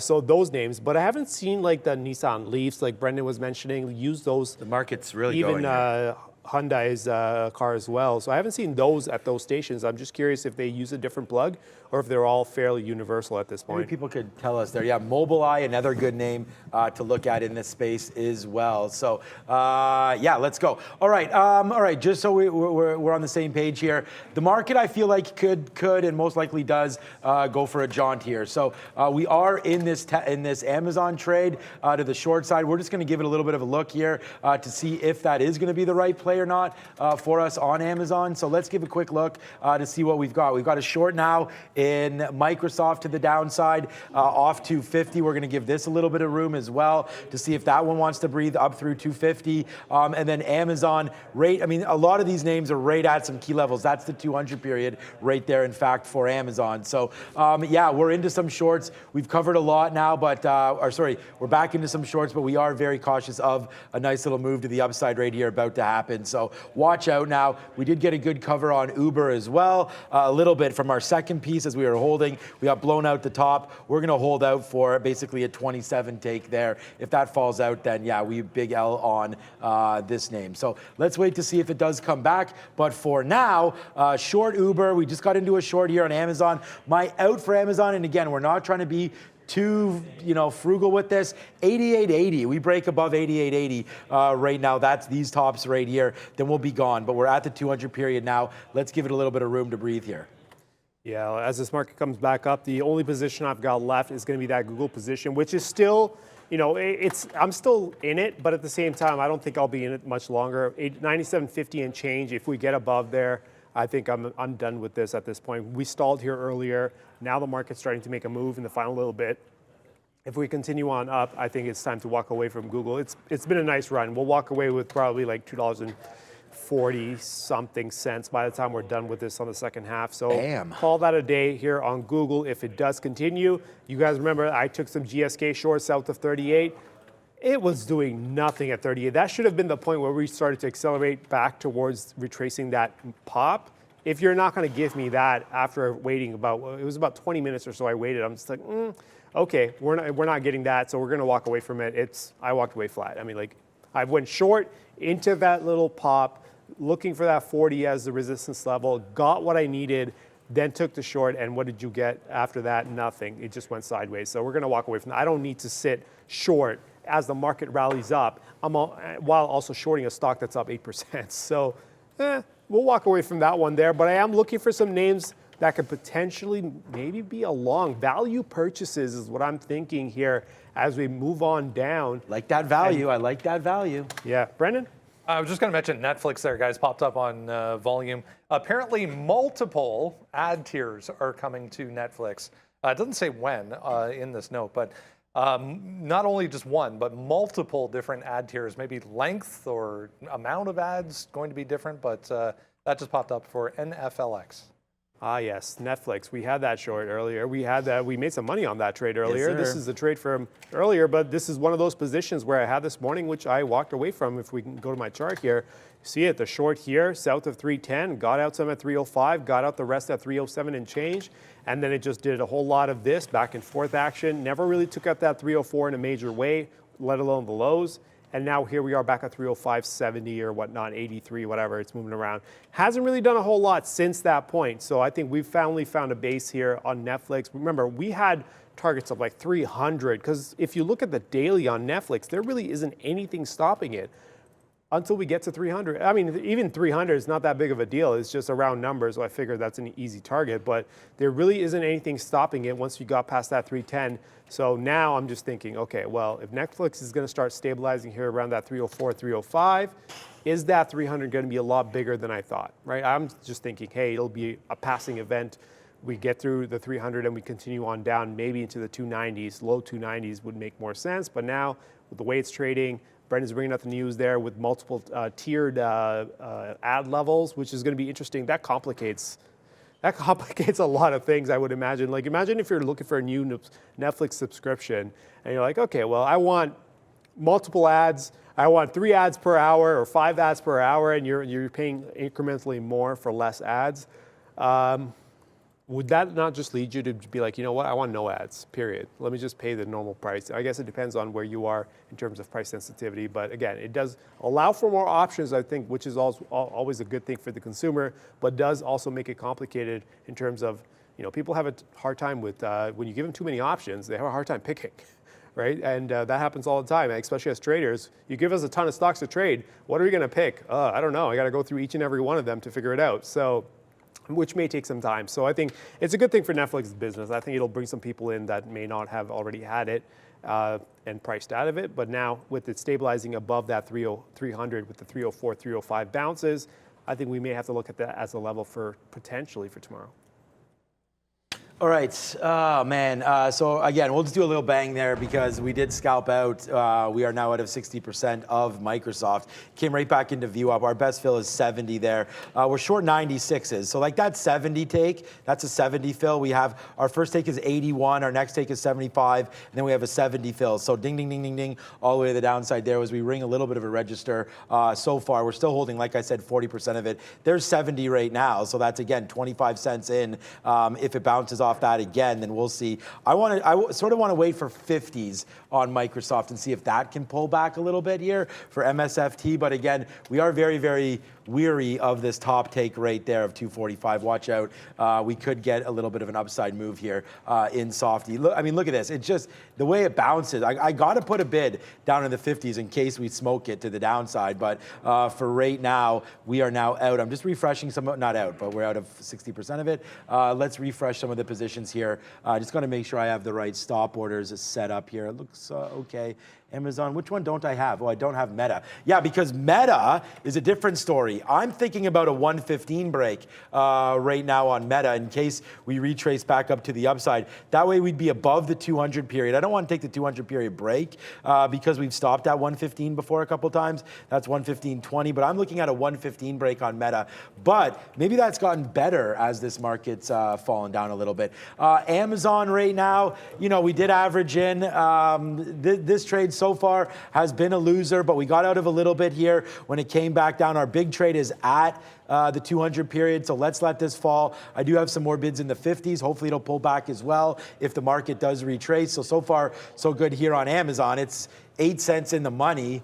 But if we're going to hold out, man, this is the time to do it, I feel like, as we head into power hour now at 3 o'clock. So maybe there is a little bit of a move coming in the market. I'm bidding 56s. So here we go, 59s, hopefully 57s. We just saw 57. Hopefully that somehow, like, did I just say 56 and it stopped at 57? Let's see, 58s. I mean, this is where, like, my scalping mentality is like, If I don't get 56s now, I'd be, come on. There it is. Okay, good. Yes, sir. Good idea to short Amazon right there. It seems like good bringing that money back in right now. We did screw up on the Uber trade, but now we're going to go, yeah, look at that, Microsoft. Let's go flush down the toilet. We'll ring down some cash right there. That's a good short for Softy right there, guys. We talked about that. I mean, look at the damage we did on Softy today. Short 250, right? Boom, all the way to the downside. Out there, 250, 249.50. Out right there, 247.60. So that's $2.50. Then we hit it again right there on the refresh. There's Microsoft. So far, so good on that trade. Let's just see if the rest can hold fort there. Amazon did dump a little bit. Let's take another 56 fill if we can get it. There it is again. Another fill for us on that one. So yeah, we're starting to make a little bit of cash. Would be nice if Uber came back. This one is like, where did I come up with this trade? But Uber right now today, definitely disaster strikes as we short the bottom there. And then we shorted again up here right now where we should have shorted in the first place. So let's see if we can retrace. I mean, I don't mind getting some of this out in the 80s here if we can. Uber doesn't look like the short that I thought it would, especially when we now have right away, look at this, 20 cents in the money. We'll put a bid out here. I use gateways that I have to get paid on. So basically, there we go. We got it at the end of the day there. It has to break the level most of the time for me to get filled. So that's a good little fill there. That's how we control our fees, man. I have over 200 fills today and I'm paying $35 in fees. So far, so good. Slight contrast most likely to the number of fills that you have. Yeah, definitely not in Barrow. No, not even close to 200. I'm not nowhere near triple digits in terms of fills. I'm much lower than that. Okay. Snowflake. I just want to talk about Snowflake just because it was starting to go green. I was like, what is this stock that's on my list that's now green? There's only like 3 names on my list that's green. Baba makes sense. Gap up. They still haven't closed that gap. SE. We traded SE. Forget SE. No, I don't want to talk about SE. Snow just turned positive. Now it's at 0.75 on the upside. Nice little move here in the last little bit here from 230 all the way from 134 all the way up to 137 and change. The reason I was looking at Snow is the daily. It's actually, if you look at the daily, yeah, we've got a trend through the top. So we've got something like that. You can, whatever, you draw the trend line that makes sense to you, but I'm just going to draw that to show the angle. The fact that we're going down into this 130 gap is what makes this a whole lot more interesting because we keep finding support. We keep bouncing off of this every time. We were back down here a few days ago at the end of November and we caught a bid. We bounced all the way up to 150, came right back down. Now we're starting to catch a bid late in the day. Would I step into a long today? No. But if the market were to now set up on a long side for tomorrow and we hadn't broken 130 yet, I mean, I think it's a fairly decent shot at going for Snowflake here, even with the downtrend. You can try to take it back to the downtrend. I don't think we're going to get to that trend line. We're probably going to sit just underneath that 150 mark, I would think, if we are going to get that bounce. So make sure you control the risk reward on that. But at the same time, we've seen some support here through these 130s. Snowflake is just waiting for a market bounce, essentially, is what it needs to kind of help its case. But at the time, for the time being, it has bounced. It's hitting near the high end of its range here for the day. The high being around 138. We're sitting, we backed off that 137. Could we fall back down? Sure, but at the same time, I'm just saying pay attention to it as it gets closer to 130 because there's support there. You just need a buy day to actually get it going to the upside. Futures market has bounced off those, like 36 or 37, 38 is how high we went here on the futures. And now we're back down towards the bottom. Not towards the bottom, but we are back down towards 30. So this trend line, this does not happen too often where you get a trend that just extends all day. This is incomplete. This is not as good as probably a moving average would make it look, but at the same time, this has been extending all day since we made that initial drop at 9:30. By the time we stabilized around 10:30, this just like leaking to the downside from that mid-60s area. So here we are continuing its trend. Looks like some buyers got out, right? This is good. If you want to extend to the downside and you need some people to get out, the last thing you want is everybody heading for the door at the same time to the upside, which would force a buy in a heavy weight to the upside. But small little buy attempts from the low 20s into the high 30s and then back down, that's perfectly fine. It keeps a trend in check. It keeps a move in check. Everything is perfectly good. And now Google, my position that was about to get stopped out, fairly close to getting stopped out here north of 97.5, you guys can't see it on that screen, but it was getting close to getting stopped out north of 97.5, is now back towards 97 and change. And here we are, almost $3 in the money on Google. And that's the only position I'm going to carry. If I can take it to the imbalance, great. If I can't, then let it be. But at the same time, there's no rush on Google because it's been trending all day, just like the market. So I'm just going to sit back and let them force the trend to be broken. Yeah, I like it. So a little bit of a take here. We did average into the trade for Uber. We took another 98 there. So we'll take a piece out right now as we just took that in, and then the market fell. I know you're holding on, and again, that's what I'm talking about, man. It's a completely different game. So right now, we'll flush down softy. I mean, there it goes. You know, we still got on 20% of this trade as it's trying to make it, again, back down to the bottom. Look, just noticing that we may have a bottom pick here that we should do. So we're short at 245. We got that. Also, our Amazon trade is also working out quite nicely right now. I'm just wondering about this bottom here. So we ripped up a little bit to 40s, but I do think we need to get something out. We have the Uber short, but that's not really working. So I'm gonna take this out here on Microsoft. Probably wind up regretting this a little bit, I feel like. But let's do it anyways. There it is. There's the move. Well, I mean, look at how the name is just so violent there. Okay, well, we're out right there. Ring the register. Again, you know, we'll trade it with different, that's why we don't really show the share sizes, man. We'll trade it with different share sizes, different moves, different everything. And I'm going to get out of Microsoft. I'm going to let the man, the myth, the legend over here try to hold as much as he can on that Google, which you've already done, which is fantastic. So that's been a great trade on the downside there. But there it is, man. We're going to just take, honestly, like this is the difference. So you're holding Google all day, $3. We just made 70 cents there on Microsoft in 10 minutes, right? It's a different style. It's a completely different move, right? And that's where Arun, and I think it's hard to, and you kind of come from obviously the futures background. We talk about that all the time, where key levels are just amazing to trade off of. And you can make your month basically on one day. I think that's obvious. That for me doesn't really ever happen. I sort of, you know, I'll scalp and I'll make hopefully good money, making some good calls. But again, it's more about, for me, in and out, looking to rinse and repeat. And we're having a fantastic day today as well. And look, see, now Microsoft goes down, so I automatically think, arg, for that one. But look at Amazon. There goes Amazon to the downside, and we still got a piece of this. But now I'm seeing like, okay, we broke the 50 period. That's why we got a bunch out there. Now let's see if we can make the move down. Oh, Microsoft's going to haunt me, but that's all good. Hopefully that can come in. We picked the wrong poison with Uber, but definitely we wait for Amazon, pick that out of the thin air there, grab it. It is coming back into some of these levels, so sometimes we do overthink some of our positions, but you know, we do have to get out whenever we see some profitable opportunities. And there it is right there, 42. Like for me, we'll take that. Oh, there it goes. It needs to break it for me to get filled, like I said, most of the time. So there's another out for me right there at 42, and we just keep getting them out, man. Rinsing and repeating. Big shout out to Arun. Hopefully Neil's feeling better, but hey, and I know you don't like really coming in too much. We talk about traffic and you being comfortable at home and all that, but you know, on behalf of everybody here at Trader TV Live and our viewers, I think they definitely like seeing sort of, you know, a more calm down approach, and not necessarily calm down. I mean, Definitely calm down. This is but the thing is this, and I say this all the time. It's like you can talk to the traders behind me or whatever, like during lunch and stuff like that, man. I mean, Arun and I, Neil, myself, I'll sit here, you know, a lot of sort of this that we put on here, it still is to entertain.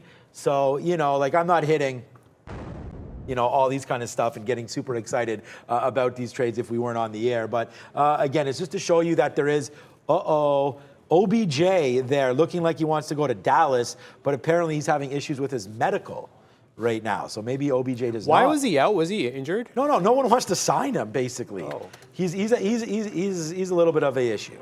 You know, just, you know, like athletes, it's nothing wrong with it. Super talented, but he did, so in the Super Bowl, so he brought the Rams in the Super Bowl, not him himself, but he was a big part of it. That game, he tore his ACL or something that game? Okay. So he caught a touchdown in the first half, then tore his ACL. So for me to say that there's not some medical issues with him, obviously there is. But normally it doesn't take a year to recover from a torn ACL. So my guess is that I don't know. I've had a torn ACL. I've had I don't even have an ACL. So there's that. To be fair, coming out of an ACL reconstruction surgery, I think a year, 9 months is an aggressive schedule. Some of these guys do get on the field in 9 months, which I find very impressive because I know what it's like to kind of rehab out of that. So a year kind of makes sense, but at this point, I think someone's just got to give him a starter contract. Not a starter contract, but like a show me contract kind of That's it. thing, right? And that's what it's going to be. It's probably going to be a 1 year, and then he signs bigger next year. Oh, man. So, look, man, we did real well getting out of Amazon, still holding some Amazon, but I'm going to get one piece out right now. Let's go, man. We're ringing the registers. What a great show this is turning out to be once again. Like, these Amazon shorts, huge. But you know what? Microsoft, hold on. Get this on. Put my face in the middle, please, Fahad. Right there, fail. Stamp that right on my forehead. Stamp it on myself. There goes Microsoft, man. We absolutely hammered that trade and nailed it, but downside move there. And again, I was sort of expecting Power Hour might turn around. I talked about that with you. Remember I said, do you think there's a chance? There's a chance. There's always a chance. Never say never. This one's completely on me as well. But I thought there was a possible turnaround coming here for the market. But Microsoft, anyways, a big fail. But I'm glad that we had that on board. Hopefully some of you had that win as well. As we're just stacking profits now, baby. Really happy with the way our performance has been today. So hit that like button, guys.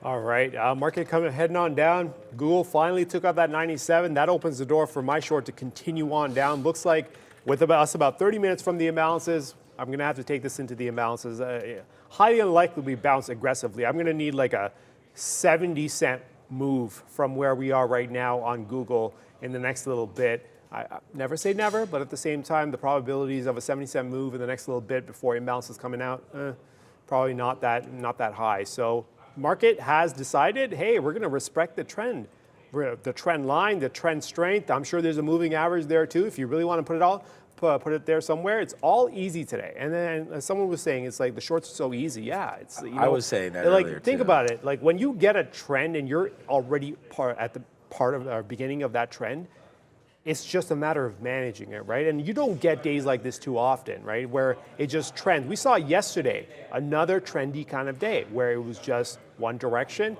bounces, small little bounces, next step, small little bounce, next step. These types of trend days don't come around too often. So if you can capitalize on the short and make as much money as possible when it's this easy, it'll make it that much easier for you when things aren't this easy, because this is not the type of day you typically get, right? Let's go back. That's yesterday, and this is a 5-minute chart.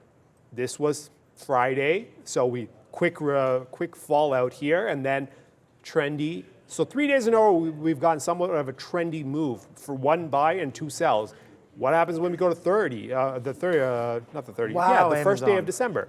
It was all over the place. And these are the type of days you got to make money on the trendy days for, because these ones are going to kind of take your money a little bit. So just be prepared for that. Make as much money as possible when it's this easy, because it doesn't come around too often. So capitalize on your opportunities. That's all it's about when you get markets like this that are responding very well and just refusing to kind of give up on the direction that they've chosen for the day. All right. Yo, what's up, Katrine? Good to see Katrine back on the floor. Maybe if you can't fill in tomorrow, nor Neil, we get Katrine to trade. That'll be interesting. That could be exciting. You want to trade, Katrine? No, she's saying a hard no on that one. But that's okay. We get you on there. That'd be fun. Okay, no, she has more to do. All right. Look, man, I don't know why Uber's absolutely doing nothing while everything else. Like, look, Katrina, it's not that hard, man. You just go short. Anytime the market goes up, you just go short, right? But then you hold it, hit the siren alert, and then slap that fail on this stock again, because we should still be short here on Microsoft, but we ain't. But some of these shorts today, that's not proper English, but we did that on purpose. Some of the shorts we've had today are absolutely monstrous. 250 short on Microsoft. I wish I had this guy beside me, his ability to hold. We'd only be $7 in the money right now. Ho-hum, that's not that good, right? $7 there. What about, we had Google earlier, JP Morgan, I don't even want to look at it. How about Meta short? This is another one that we've had short today. Short there, 119 right now for Meta, that's $6. And then right there on the reload, 116.50, that's another $3. So, you know, so far so good on all of those shorts. Roblox. Man, we out of Roblox, which is a good one. Roblox short 31.50. We did capture the dollar. It did bounce back. Now it's still there. So actually pretty happy to get out of Roblox there at the bottom. And then SI, we've already talked about that. Rivian as well. Downside move. We called that and tweeted that one out. And now Amazon, good play on our last one here for Amazon as well. This is the most recent. It's just too bad that Uber right now is like whatever, dude. Don't even trade me, it feels like. Right now, Uber is not doing anything. I'm going to have to look for a better take here on a short. So what's up, man? Yeah, rolling records. You got the bottom, great. We'll keep it polite. Yeah, no problem. If Katrine comes on, you'll keep it polite. Yeah, sure you guys will. Okay, yo, Sean, thanks for that Amazon. You're welcome. Prestige Trading, man. That's great. He just clocked out another 5 bills off that trade. Holla, what's up, Prestige Trading? Oh my God. Good trade, my friend.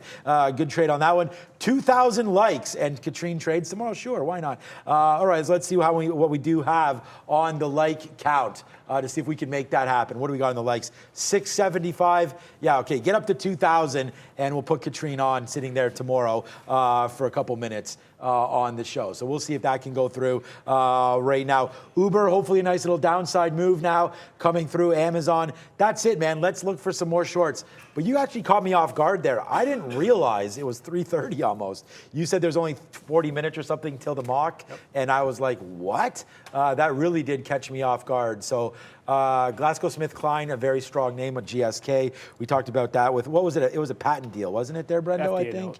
FDA, yeah. So huge move to the upside. I really love Eli Lilly. So if Eli Lilly is going to be one of those names as well, look at GSK today. Nice move to the upside. Well, this is a 20-minute chart. Sorry, I want to look at the daily chart.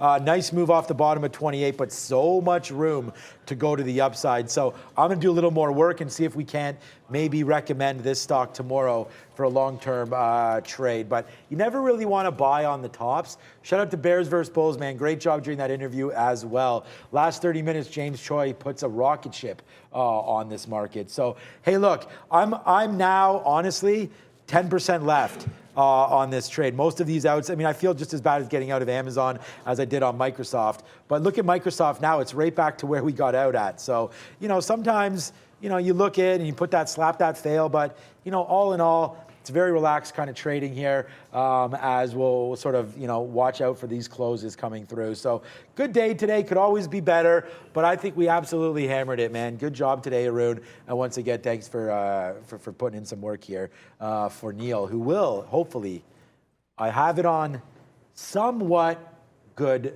notes here that he'll be back tomorrow. So, Okay. Let's hope for that. But yeah, stay tuned for more. But I'm thinking that it's a go. All right, that makes my life a lot easier. That means you'll see me next on Friday, unless something changes. But tomorrow's Thursday. Tomorrow's Wednesday. Yeah. And then Neil's off Friday and Monday. So he's already getting that 4-day weekend coming soon. So what a guy. Yeah, lucky guy. Everyone's waiting until December to get those 4-day weekends. I like that move. You're sick, and then you come back, and then you get a couple of days off. There you go. Everyone's fine. Somehow we're getting into the end of December, and everyone's finding their sick days and vacation days. Just lying in their accounts. Do we even get sick days? I got to check my El Contracto there. Yeah. I mean, okay. All right. Crude. We talked about crude earlier. Sure, it was one of those moves where we, a couple of days ago, we were at 82.50 against that 85. Potential sell points there. We kind of fell off fairly quick yesterday. I'm just going to go. That's the move from yesterday. Boom, 82.50. I was looking for the 83 break fail. We never got there. 82.50, complete reversal, boom. And then today, I actually looked for this short underneath 76, and I was short 75.90 twice. And we got out. It was at one point, it was like 50 cents in the money, and then it just completed a U-turn. I was like, oh, we're going to get out of there. We got out flat, went all the way up to 77, or close to 77, caught some selling, and then did a complete U-turn again to extend past the 74. And this was the move I was looking for the first time when I went for that short initially, is that move towards the lows of, what is this, the 28th of November as we break through that 74. So it really opens up because we haven't been below 74 since that one day, November 28th, since we put that in. We haven't been below 74 since, what is this? This is December of 2021 is when the last time we were down here. Mind you, this is a consolidated contract. Obviously, we roll contracts every month to 2 months forward. So this is the January contract we're on right now, I believe. F3. I believe it's a January contract we're on right now. So it's a consolidated contract regardless. We haven't been below here since December of 2021. So it's going to be interesting to see how this market handles this whole move a year later, first time approaching these 74s and these lows, to see if we're going to find new levels. Are we going to just completely hit a vacuum, or what's the deal? But it does seem like this is going to be an interesting level. Things are starting to heat up. You know, crude starts to do most of its trading like this. And then you get some high volatile days like this. And then it quiets down again right through here. And then, you know, it has its ebbs and flows. And then the last little bit, it really has picked up some steam here. Since we cracked these 82s, it seems like we really opened up the ranges. We really opened up the volatility, ups, downs, whatever you want to call it. But there's definitely opportunity in crude. And earlier, somebody was asking, how do you trade crude if you can't trade the futures? Well, I believe you have the USO, which is the ETF, the United States US Oil ETF. So I think that's the only one. I'm not sure. You guys in the chat, you guys can answer that person's question. I don't really follow the ETFs too much here, so I think USO is one of them. I don't know if Oh, yeah, United States Oil, yeah. OIH, I know that's the Oil Services ETF, That's the oil holders, yep. Yeah, so that's the Oil Services ETF, if you want to follow it that way as well. But I think USO is probably the best bet to take a shot at oil if you can get access to the futures contract. Yep, USO should be basically 1-to-1 on that one. So there is obviously some the futures contagion risk when you go on that side of things, but you got to watch out for that USO. A great little play for sure. Okay. Yeah, what was they talking about? Yeah, I love Toronto as well. What's up, Honey Badger? Come to Toronto. I mean, anybody that's come through here, you're more than welcome to, you know, come in, say what's up. We've had a few, Mark, we've had a few guys on the show come through as well. We even had, were they from Venezuela? Remember that couple that came through, Brendan? Was it Venezuela? No, it wasn't Venezuela. Colombia, maybe? Oh, man, I can't remember, but that was a great time. We took pictures with them at the big screen and everything like that. And then, hey, if you're lucky, maybe I'll find you a Trader TV mug, sign it up. You can get Brendan's signature on it, and we'll send that out as well. So I sort of try to go around and find that. So if anybody's in the Greater Toronto area and you want to come down here, more than welcome to do so. Just please first, don't just show up. Well, you can if you want to, but email marketing@tradertv.live. Let us know that you're coming through, and that would be fantastic. And you guys can ring the bell. I mean, why not? I like that. So yeah, that's good. Let's go. Chaz Desk, you're welcome to, man. Anybody here, just email that email address. We'll get it, and we'll deal with it from there. So shout out to all of our fans, or not fans, but all you guys that are out there trading with us every single day. Big ups to you.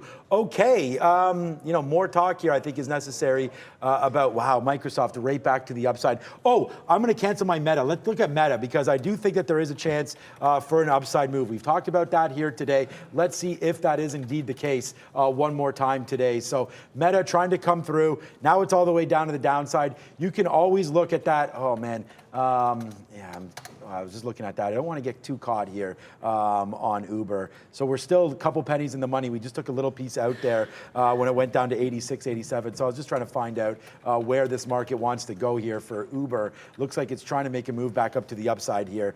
So we'll watch out for that. All right, let's go back over to Meta, because if we are going to blast here into the close, I mean, why would I pick this name? Yeah, you know what? Now we've danced. I mean, I was still waiting for this 200 period. 114.60. Yeah, there has to be better longs out there. I have to be able to find something better for this. So let's go. I don't know, though. Maybe Meta is the right long. 114.55s? I mean, do we take a 50 break? I need to find something that's going to be relatively strong on a long break. Are there any ideas out there, guys? What is strong now? I need to find something that's relatively strong. Looking there, Lucid, AMC. Oh man, Xpeng, yeah, some of the Chinese names. Let's go over to that. We already got out of Neo. Maybe that's near that 1325 mark, almost there. We can wait to see if there's going to be something on that as well. But for right now, yuck, man, that sucks. Need to find something strong. I feel like this market could take it. We're back above the 50 period. I don't mind also shorting again. Microsoft could be a decent short at that same spot again, 245. Yeah, let's do that. Microsoft with a nice move up. And I'm not like frantically trading here or anything like that. I'm just looking. I don't have any positions. I'm looking for a name to do this on. So Microsoft did make a nice move. Ooh, that would have been pretty sweet, man. That went up to 90s there. All right, let's put an order on Microsoft at 90. Maybe we do get that, and that way we can give ourselves a little bit more room just in case we need it. So, all right, Microsoft. It looks like it's pulling back right now. We might have missed the opportunity to get short right there. I assume nothing's triggering for you at this point. No. So, okay, so it's on me here. Let's go. I like this 245 short for Softy. To be honest with you, we already hit it once. We took 80 cents on our last piece. It was a pretty profitable trade, needless to say. We'll see if we can put that back on, but we missed it. Why was I scrambling so much to find a spot? We could have just went right back over to Microsoft. Okay, we'll do that. Uber. Good thing we didn't panic on that one. It's just fell back in again as well. So let's see if Uber can make. Now I think we can get lower on Uber for sure. So we'll see if we can put that one in our pocket as well. Uber on the downside here. Yeah, all I'm waiting for at this point is the imbalances, which come out in about 15 minutes or so, roughly 15 minutes. So yeah, let's talk about the imbalances actually. Let me bring them up. I'm sure you guys have heard this story, or not the story, this explanation quite a bit.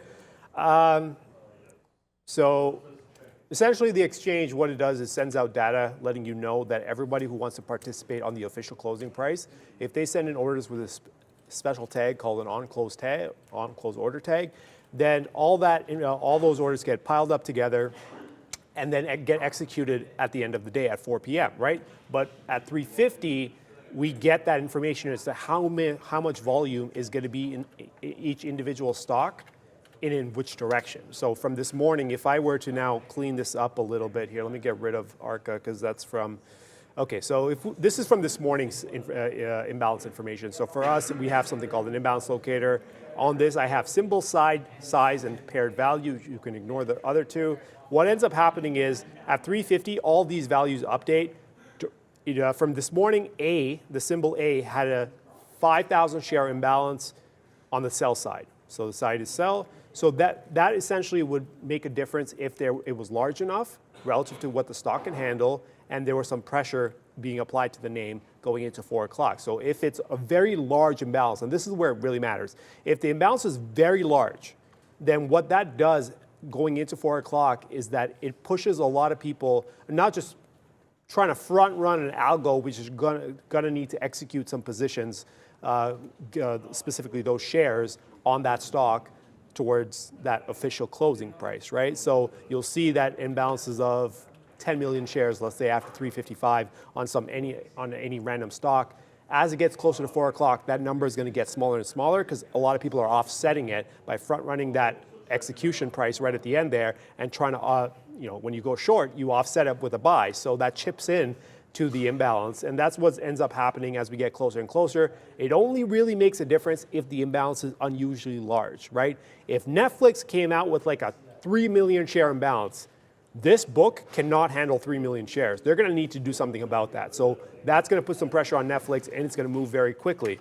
On the flip side, if BAC came out with 3 million share imbalance, it's not going to make a difference. It might move a penny or two, but it can easily be offset because of the volume it's done on the day, and two, the size of the book. It can handle 3 million shares. Not at a single price level, but things get thicker towards the end of the day, so it's bound to absorb any sort of imbalances, and a lot of people will offset it as well. So that's all it is with imbalances. We're looking to see if there's going to be some pressure applied to any of the names going into the end of the day. If there's unusually large imbalances, we've seen lately that a lot of the B3 symbols, the ADRs coming out of B3 or BOVESPA or Brazil, if you guys are familiar, have been unusually large in the last little bit. But I know that they're doing something over there. There's been some rebalancing action out of B3 since the end of November. I'm not sure why it's still here, but regardless, they are taking care of some business on that end there. So they've been at the top of this list here. They come out very large and then they just stay and then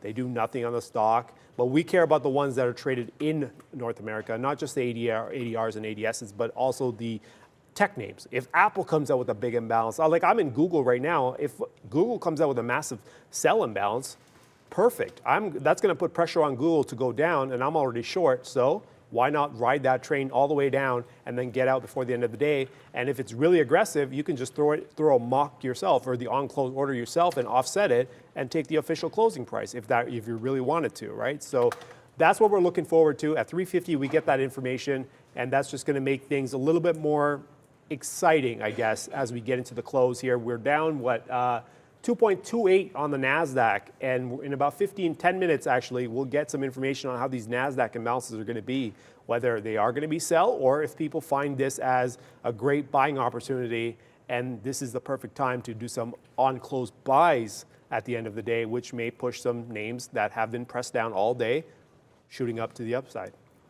All right, so good explanation, man. Thank you so much for that. We'll go for that one. Awesome. Arun, thank you for that. Okay, so on that note, we just had Microsoft go in the money for us, and then it came right back down again. We just got this trade just now. Microsoft off 245. You know, we're going to give it to 245. It looks like it wants to get up to the upside. Brendan came with that mock imbalance early look number, like you just mentioned there, that shows up at 330, 400 million to sell. So it doesn't look like that right now, of course, as the market gets back up to the upside. So we'll be in this Microsoft trade, but not for very long. If it does take that level out, then we're gone, right? I mean, if Microsoft takes out that 245-ish, we'll give it a little bit of room to the upside, but not much, as we say. So we'll let that one fade out a little bit here on Microsoft, especially if, you know, oh, there it goes. So it's going to break it. Where did I put my order? Okay, yeah. A little bit higher than this. It's almost out, trust me, guys, on that one. So we're going to watch out for Microsoft now above there. We did say that there could be a little bit of a rip. So, you know, we'll put this trade back on. It looks like we'll take an L on this last piece here if it continues to go up to the upside anyways. So that trade's going to come out. Our Uber, we pretty much got out of everything here on Uber. It just faded back in as Arun was doing that. You guys know these are the outs that we're taking. Breakthrough 27. We don't have many shares left on that one. But right now, my concern is just right here. It's all about Microsoft. And look at that fall right back in again. I don't know, man. Now we're back into the 70s. I'm going to take a little piece out there at 78. We'll just punch it. We do have a bid at 66 lower. Come on, let's go. Bring this down just a little bit more. I'm going to cancel my 66s and put a scalp 70 bid in again. We almost got stopped out. You saw that. So, you know, again, there it is. Yes, sir. Wow. Holy crap. Whew. We almost disastered ourselves right there. Nice little move back into the downside now as it started to fade out. We almost got stopped out, man. We were at 245.10. So I always give myself a little bit more breathing room on that. But wow, that was spicy close to getting stopped out there, guys. I thought we were going to.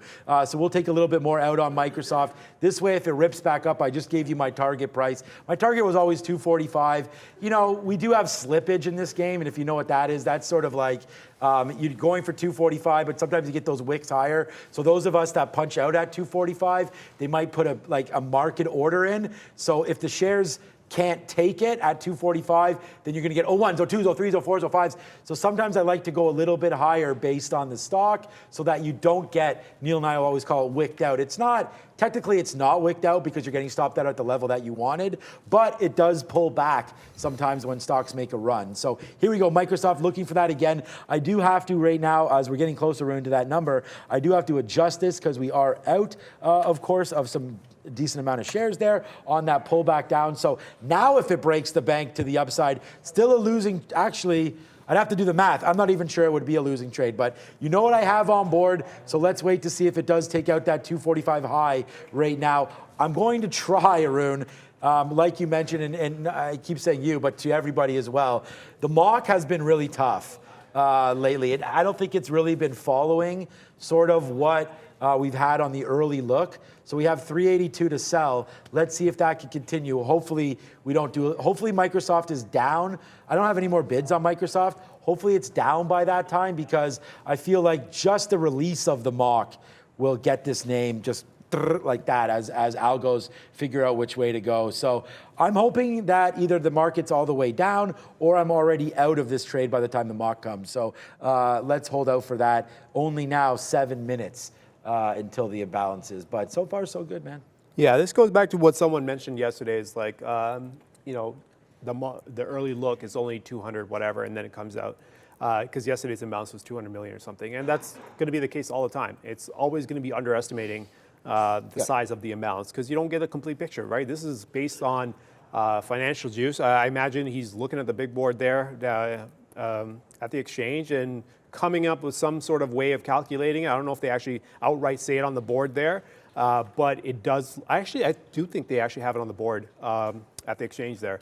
But maybe he's just kind of showing that. But keep in mind, that's not updated real time as orders are being entered and sold and entered and pulled from these on close tags. Remember, you can enter them and cancel them up until 358, I think. 358, 359, whatever. You can enter them and cancel them up until that point. So these mocks can be a certain way until we get close to 350, and then, excuse me, until they get canceled. Oh my God, I missed right? the So meta. it's just one of those things where it's this market's taking off as profit taking is being done in a big way here. I guess I may not actually get a chance to see this imbalance if we end up. You know what though? What do we have? 5 minutes left. Okay, I'm actually going to cancel my order to get out on Google here. I want to see this imbalance. We're way too close for me to ignore this imbalance to the upside. Or imbalance coming out in 5 minutes, even with this run. I do think this is profit taking being done, but at the same time, I want to see this imbalance. I'm already up 260 at the moment. I'll give it a chance. We'll see how this plays out. I'll give it a chance just to see the imbalance. Maybe a sell side imbalance. We get that, I hold on. If we don't get a sell side imbalance on Google, I'm done. I walk on Google here. This is taken off to the upside in a big way here as more people are heading for the door after a nice little short trend all day, continuing on down. So here we are kind of just waiting for the imbalances. In a few minutes, we'll have that for you guys. But for the time being, it looks like Sean's fairly active here. I see you in Meta, in Amazon. Yeah, and I got out of Microsoft there because Uber. Microsoft, yeah, so we're finally into Meta long right now. I finally broke that 200 period. This is a trade that we've been waiting for. This break was, I mean, you know, again, breaking without volume isn't really what I'm looking at. So we now have time of day break here. We have a volume break as well. So this 200 period getting taken out on Meta is a long for me. The problem is, man, I had to manually put this out. I crossed up 5 cents and missed it. Someone layering right now. Yeah, good luck with that there, Chachi. That guy just got smoked on that one. So hopefully he'll continue to go out the upside on this one. I'm waiting at 115 to get out of a piece. I tried to cross and I missed it. So that's why I'm long at 59. I just had to sort of market myself in on that one. So let's see where it goes now. Hopefully that goes back up to the upside right here. So let's go 115. Hopefully that's a spot that we can get at there for Meta to the upside. Yeah, Joni loves Chachi. That's exactly where that's from. So good call on that one. I'm going to take a piece out at 115 and then go back up to the upside. So here we go. Again, maybe Meta doesn't have it in it. And if it doesn't, it doesn't. I thought that there was a chance for this. I would love this to make a move here into the close for us. But again, just saw a new Meta bans staff from discussing disruptive topics.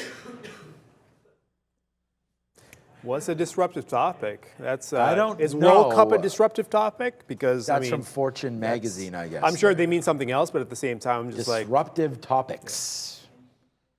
All right, so I don't think that's anything. We're gonna wait. I'm actually sitting at 114.50 just to get another piece here because essentially, give me it. We're sitting there. There we go. Now we have it. So now we have the full position that we want for Meta. And again, it's not going to be a big one. This is not like a position that we would have had at 940 or something earlier on in the day. There is in 2 minutes that imbalance coming out that will change the whole game completely. So not ever a good sign, honestly, to be in this name heading into imbalances.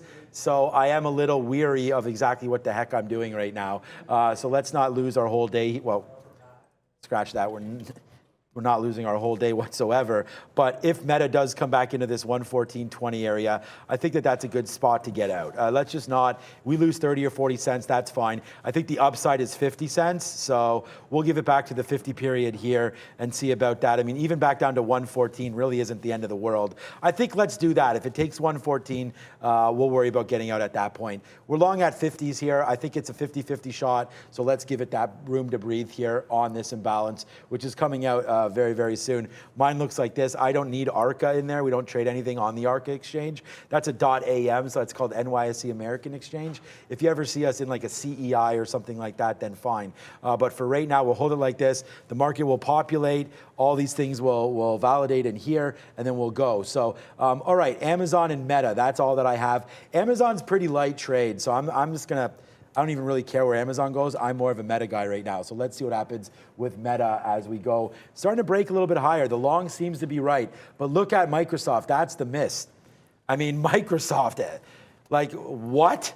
Why is Meta not doing this? I mean, Microsoft, look at this move. Holy crap. Huge move to the upside there for Microsoft. Good thing we got out of that one. Little bit of money there and out. So yeah, Microsoft, big time movement. Let's go Meta. You're up next, Meta. So right there, Arun, now only 30 seconds to go. Yeah, 30 seconds to go. We're not expecting too much out of these names here, but it has been a big day. There's no indexing event, so the expectation is not that high. But at the same time, when you have a market that's down 2%, and you know it's the second day in a row now, there could be some unusual activity. We'll see. There was that one time Apple came out with a 3 million share imbalance and popped it by $2. So possibility? I don't know. We'll see. In about 10 seconds, we'll get an update to these imbalances. Keep it on my screen, and we'll go through. And I'm still holding on to Google here, see if we can actually get a move to the downside with the sell side imbalance. Are we going to get it? No. I don't know. Meta's not doing jack all right now. Not really. Okay, let's go see the actual imbalances. What do we got? RLX, 4.3 million shares to buy, and then you have Pfizer down there at 1.7. There goes Meta now. All right, let's go through these names here. Oh, there goes Google to the downside. Okay, I'm going to put some bids down on Google here. If I can use this to get out, maybe. All right. Okay, RLX. Let's take a quick look at RLX. 4 million shares, 16 million on the day. Book looks like that. I don't think that's going to make a difference. Pfizer, we know Pfizer's not going to make a difference. ASX, definitely not going to make it. We know Bank of America is solid. That's not going to. That's too small for Bank of America. IBN, let's see. IBN, nope. And then you got Teva and TLT. That's the bonds. And then Talisman, I believe, is going to come out. Yeah, Talisman there. They're in that gas play. What's that? They're in that gas play. Talisman? Yep.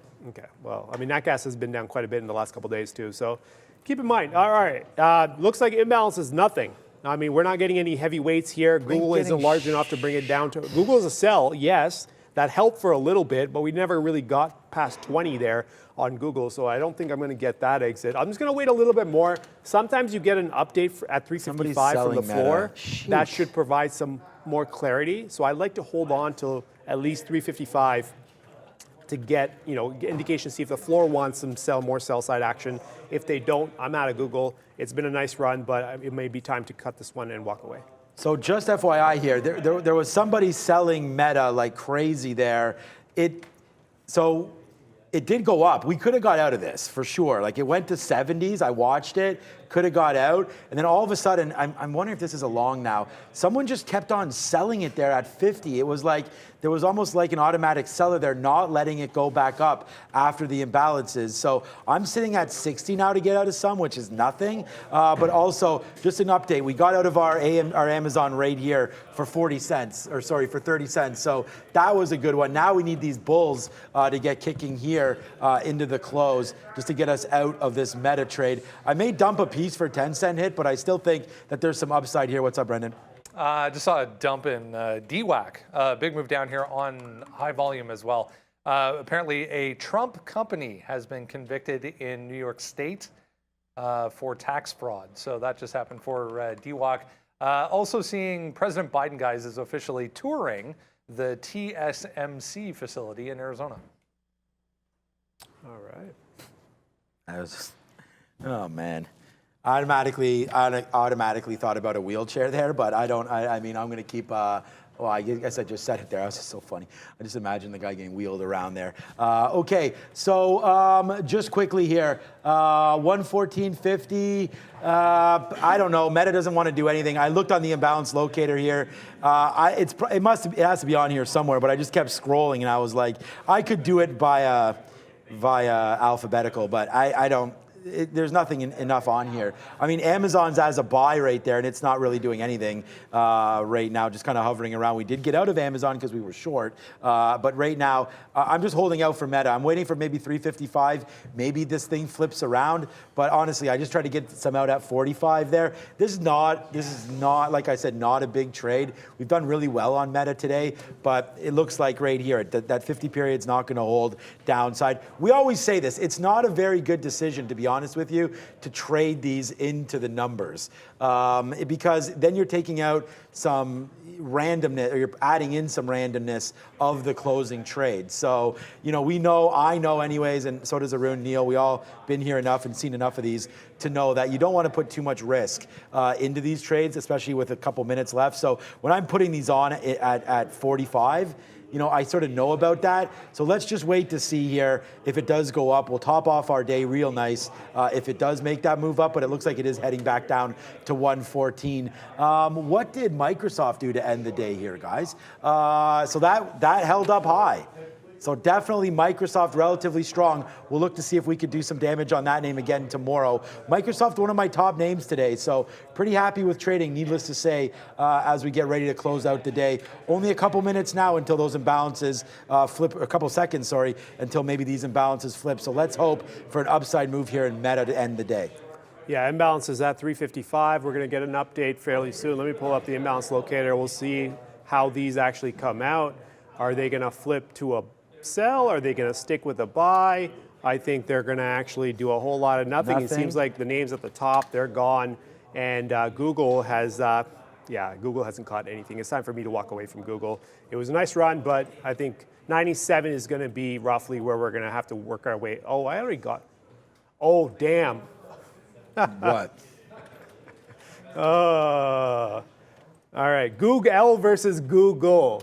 Yes. And I'm short G-O-O-G, not G-O-O-G-L. Oh, so you got into another one by accident? I got into the other one, went long. Okay, damn, okay. All right, we took care of that. All right. I mean, you I'm just still taking care okay? of what's left anyway. It's not that big of a deal.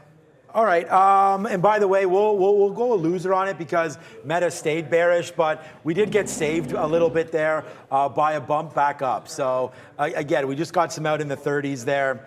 So at the end of the day there, we'll take a 20-cent hit to end the day on Meta. I still have a little piece in case it does rip to the upside, but I don't necessarily expect that at all here with only 4 minutes to go. We did take advantage of that. We were almost breaking through 14s there, so take advantage of that bump up, and now we'll hold one piece to see if it goes back upside, but I don't think so at this point. We did try to catch that. We got out of it, so hands clean. Now we're done. No, Arun did not get shut down. He tried to cover his Google trade, but instead he went Google. I went long. Instead of getting out of my short on G-O-O-G, Yeah. I ended up going long on G-O-G-L. Yeah, Mind you, happens. I'm at a point where I've already cashed out the majority of this, so it's not going to make a difference at this point. But keystroke errors, guys. I've committed some keystroke errors on the day. It has been rough on that side of things, but at least the equity side we can take care of fairly quickly, especially this late. There's a ton of volume that comes in, so it's not that hard to take care of an issue. If you do ever make a keystroke mistake or whatever, however you trade, clicking or whatever, fix it. Don't just hope that it comes back for you. Just take care of that immediately so you don't worry about, you don't have to waste time. Even if that thing is taking a small loss, just take the loss and move on. So yeah, that's what I was just taking care of as we were getting to the end of the day. All right, guys, hit the like button. I mean, we've done a really great job today. It's been a lot of fun. I want to thank Arun again for coming out. Hopefully you don't have to come tomorrow, but I know the viewers will definitely miss you.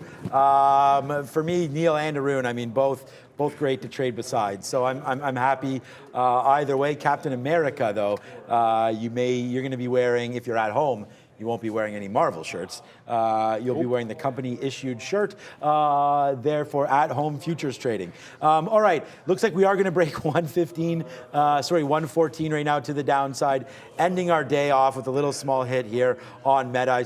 Meta was a great trade today. We'll look to do the same thing tomorrow, man. My number one stock, Meta, off of some great shorts earlier, 119. Right there, 117. And we talked about the kind of volume that we're using. These shares in here back and forth, it is going to be an L, but you know, it doesn't really hurt us at the end of the day. So that's been good. Thanks again for watching. Let's double check the likes count now. 1K, so you're about halfway there to get Katrina on the show, so that won't be happening then tomorrow. But thank you so much for all the likes. Hit it again. Over 4,000 watching. If we can get a little bit more likes, that would be nice. That means, what, 3/4 of you don't want to hit the like button that are watching? That seems to be pretty whack. But here we go, with only now a minute left, minute and a half left. We're getting ready to close out shop here as Meta looking to, again, hit day's low. I think it does that, man. 113.74. It's going to take 114 right now, and then you look out below for a 113 print. Maybe tomorrow we open up near 110. We'll have to see what happens, but not good talk today from the EU. Meta goes down 7%. That's nasty, needless to say. Now we are in the last minute of play in this period. Yeah, before we go, I got you, Henry Z. You're asking a question about, not stocks related, we're done on the day. Beard? Yeah, I got you. I use Rocky Mountain Barber's Beard Balm, actually. That's a Canadian company, by the way, so it's just like not too far down the road from where we are. From Toronto, it's just up the street. So yeah, I use a beard balm, not a beard oil, because you know, once it gets to a point, you got to get it under control. So beard balm for me all the way. All right, here we go. Yeah, maybe we can get some beard advice from our bell ringer. So will not be Katrine ringing the bell today, needless to say. And here we go. It will be Justin on the bell as we got out of our Meta there at 114.10 or whatever it is for the L. So there he goes. We'll hit the countdown now. Only 10 seconds to go into the close of the day. What an exciting Tuesday it's been, needless to say. 4, 3, 2, and uno. Yeah, no, we're talking about beard, not beer. No. So, beard right here. With a D. Right there. But yeah, great show, man. Great day today. So many big winners. And just, you know, when you're short to start the day and you hold, it's fantastic. And that's sort of what we did today. I scalped some out. It's been a fantastic day for both of us. And again, despite everything, Arun and I still managed to end the day at very similar nets. So, wow. Good day today. Really, really proud of the trades that we were able to put on. I hope you guys also had a pretty successful day. So let's go back over to the desk and see what's up with Brendo. We do bounce into the close, but we'll see. Maybe they can sustain it going into tomorrow. 2% though, kind of a day for NASDAQ. Not good. 1.5% for the S&P, 1% for the Dow. So let's see. Maybe that bounce, guys, can pick up some more steam heading into tomorrow. 3% for crude oil. Once again, remember, that's on top of a 3% move yesterday. Yeah, I think the interesting one is going to be in energy. I mean, crude below 74 opens the door, so definitely keep an eye on that. We're starting to see some tech names kind of hit some bottom end levels. So we know Amazon, Apple, and we were in Google today. So a lot of names here in play, especially for tomorrow. We thought it was going to be a quiet week leading up into it, but this market's giving you that action. Even though it's been somewhat quiet, it's been trendy. So if we can get another move here, we'll see how this market plays through overnight. But it definitely isn't going to be as quiet as we thought, apparently, this week. So make use of it. We got Fed next week. We got CPI next week. We got index rebalancing action next week. This week, looks like we've got some action in the markets leading up into that. Yep, good week. Man, it could be quiet, of course, Thursday, Friday, but I do like your call there on oil. We'll have to look at that a little more. As Brendan just mentioned, 3% yesterday, more today. So oil, a big mover, as is the market. So shout out to Fahad. Thanks a lot today. I know you're not feeling that well. So thanks to Fahad for that. Thanks to Katrine, Justin ringing the bell as well. Thanks to Brendan. Thanks to the midday guys today. Wow, Luca and Ian, I mean, absolute champs there. Never worked together before and did a fantastic show. We're pretty blessed to have these guys here. I mean, it was also a skeleton crew behind us. So big shout out. I mean, we are sort of panicking, so shout out. Thanks to Ian for that. As I see Ian in the background there, getting ready to go. He'd rather be trading than hosting, but he's got on the sweater there. So thanks, Ian, again for that. But yeah, what a fantastic show. Arun, why don't you, thanks to Bears vs. Bulls as well. Arun, why don't you wrap this up, and let's hope we don't see you tomorrow, because we'll hope that Neil's feeling a lot better. All right, I'll do my best. I don't know how he officially closes out, but thank you guys for watching. You know, from everyone from our show here, Brendan, Sean, Fahad on the, I guess what do you call that? The switchboard? Yep. Fahad on the switchboard. I'll be here. Obviously, I've been here for the last couple of days. I'll be here on Friday as well. Thank you guys for watching. This week has been exciting so far, and we expect to see some more action. So. Really, Fahad? I'm doing my best. I don't even know. I don't have a script. He says in my Fahad ear. said that only to me. This wrap up sucks. He says. You know what, Fahad? You don't get included in the wrap up. Thank you to Sean, Neil, and Brendan, Ian, and Luca for a great show today. And not Fahad. And whoever was at the switchboard, because we don't know, because the switching was horrible. The switching was so bad today. It was one of the worst days ever for switching. All right. Anyways, thank you guys. We'll see you again tomorrow. Ciao. Bye.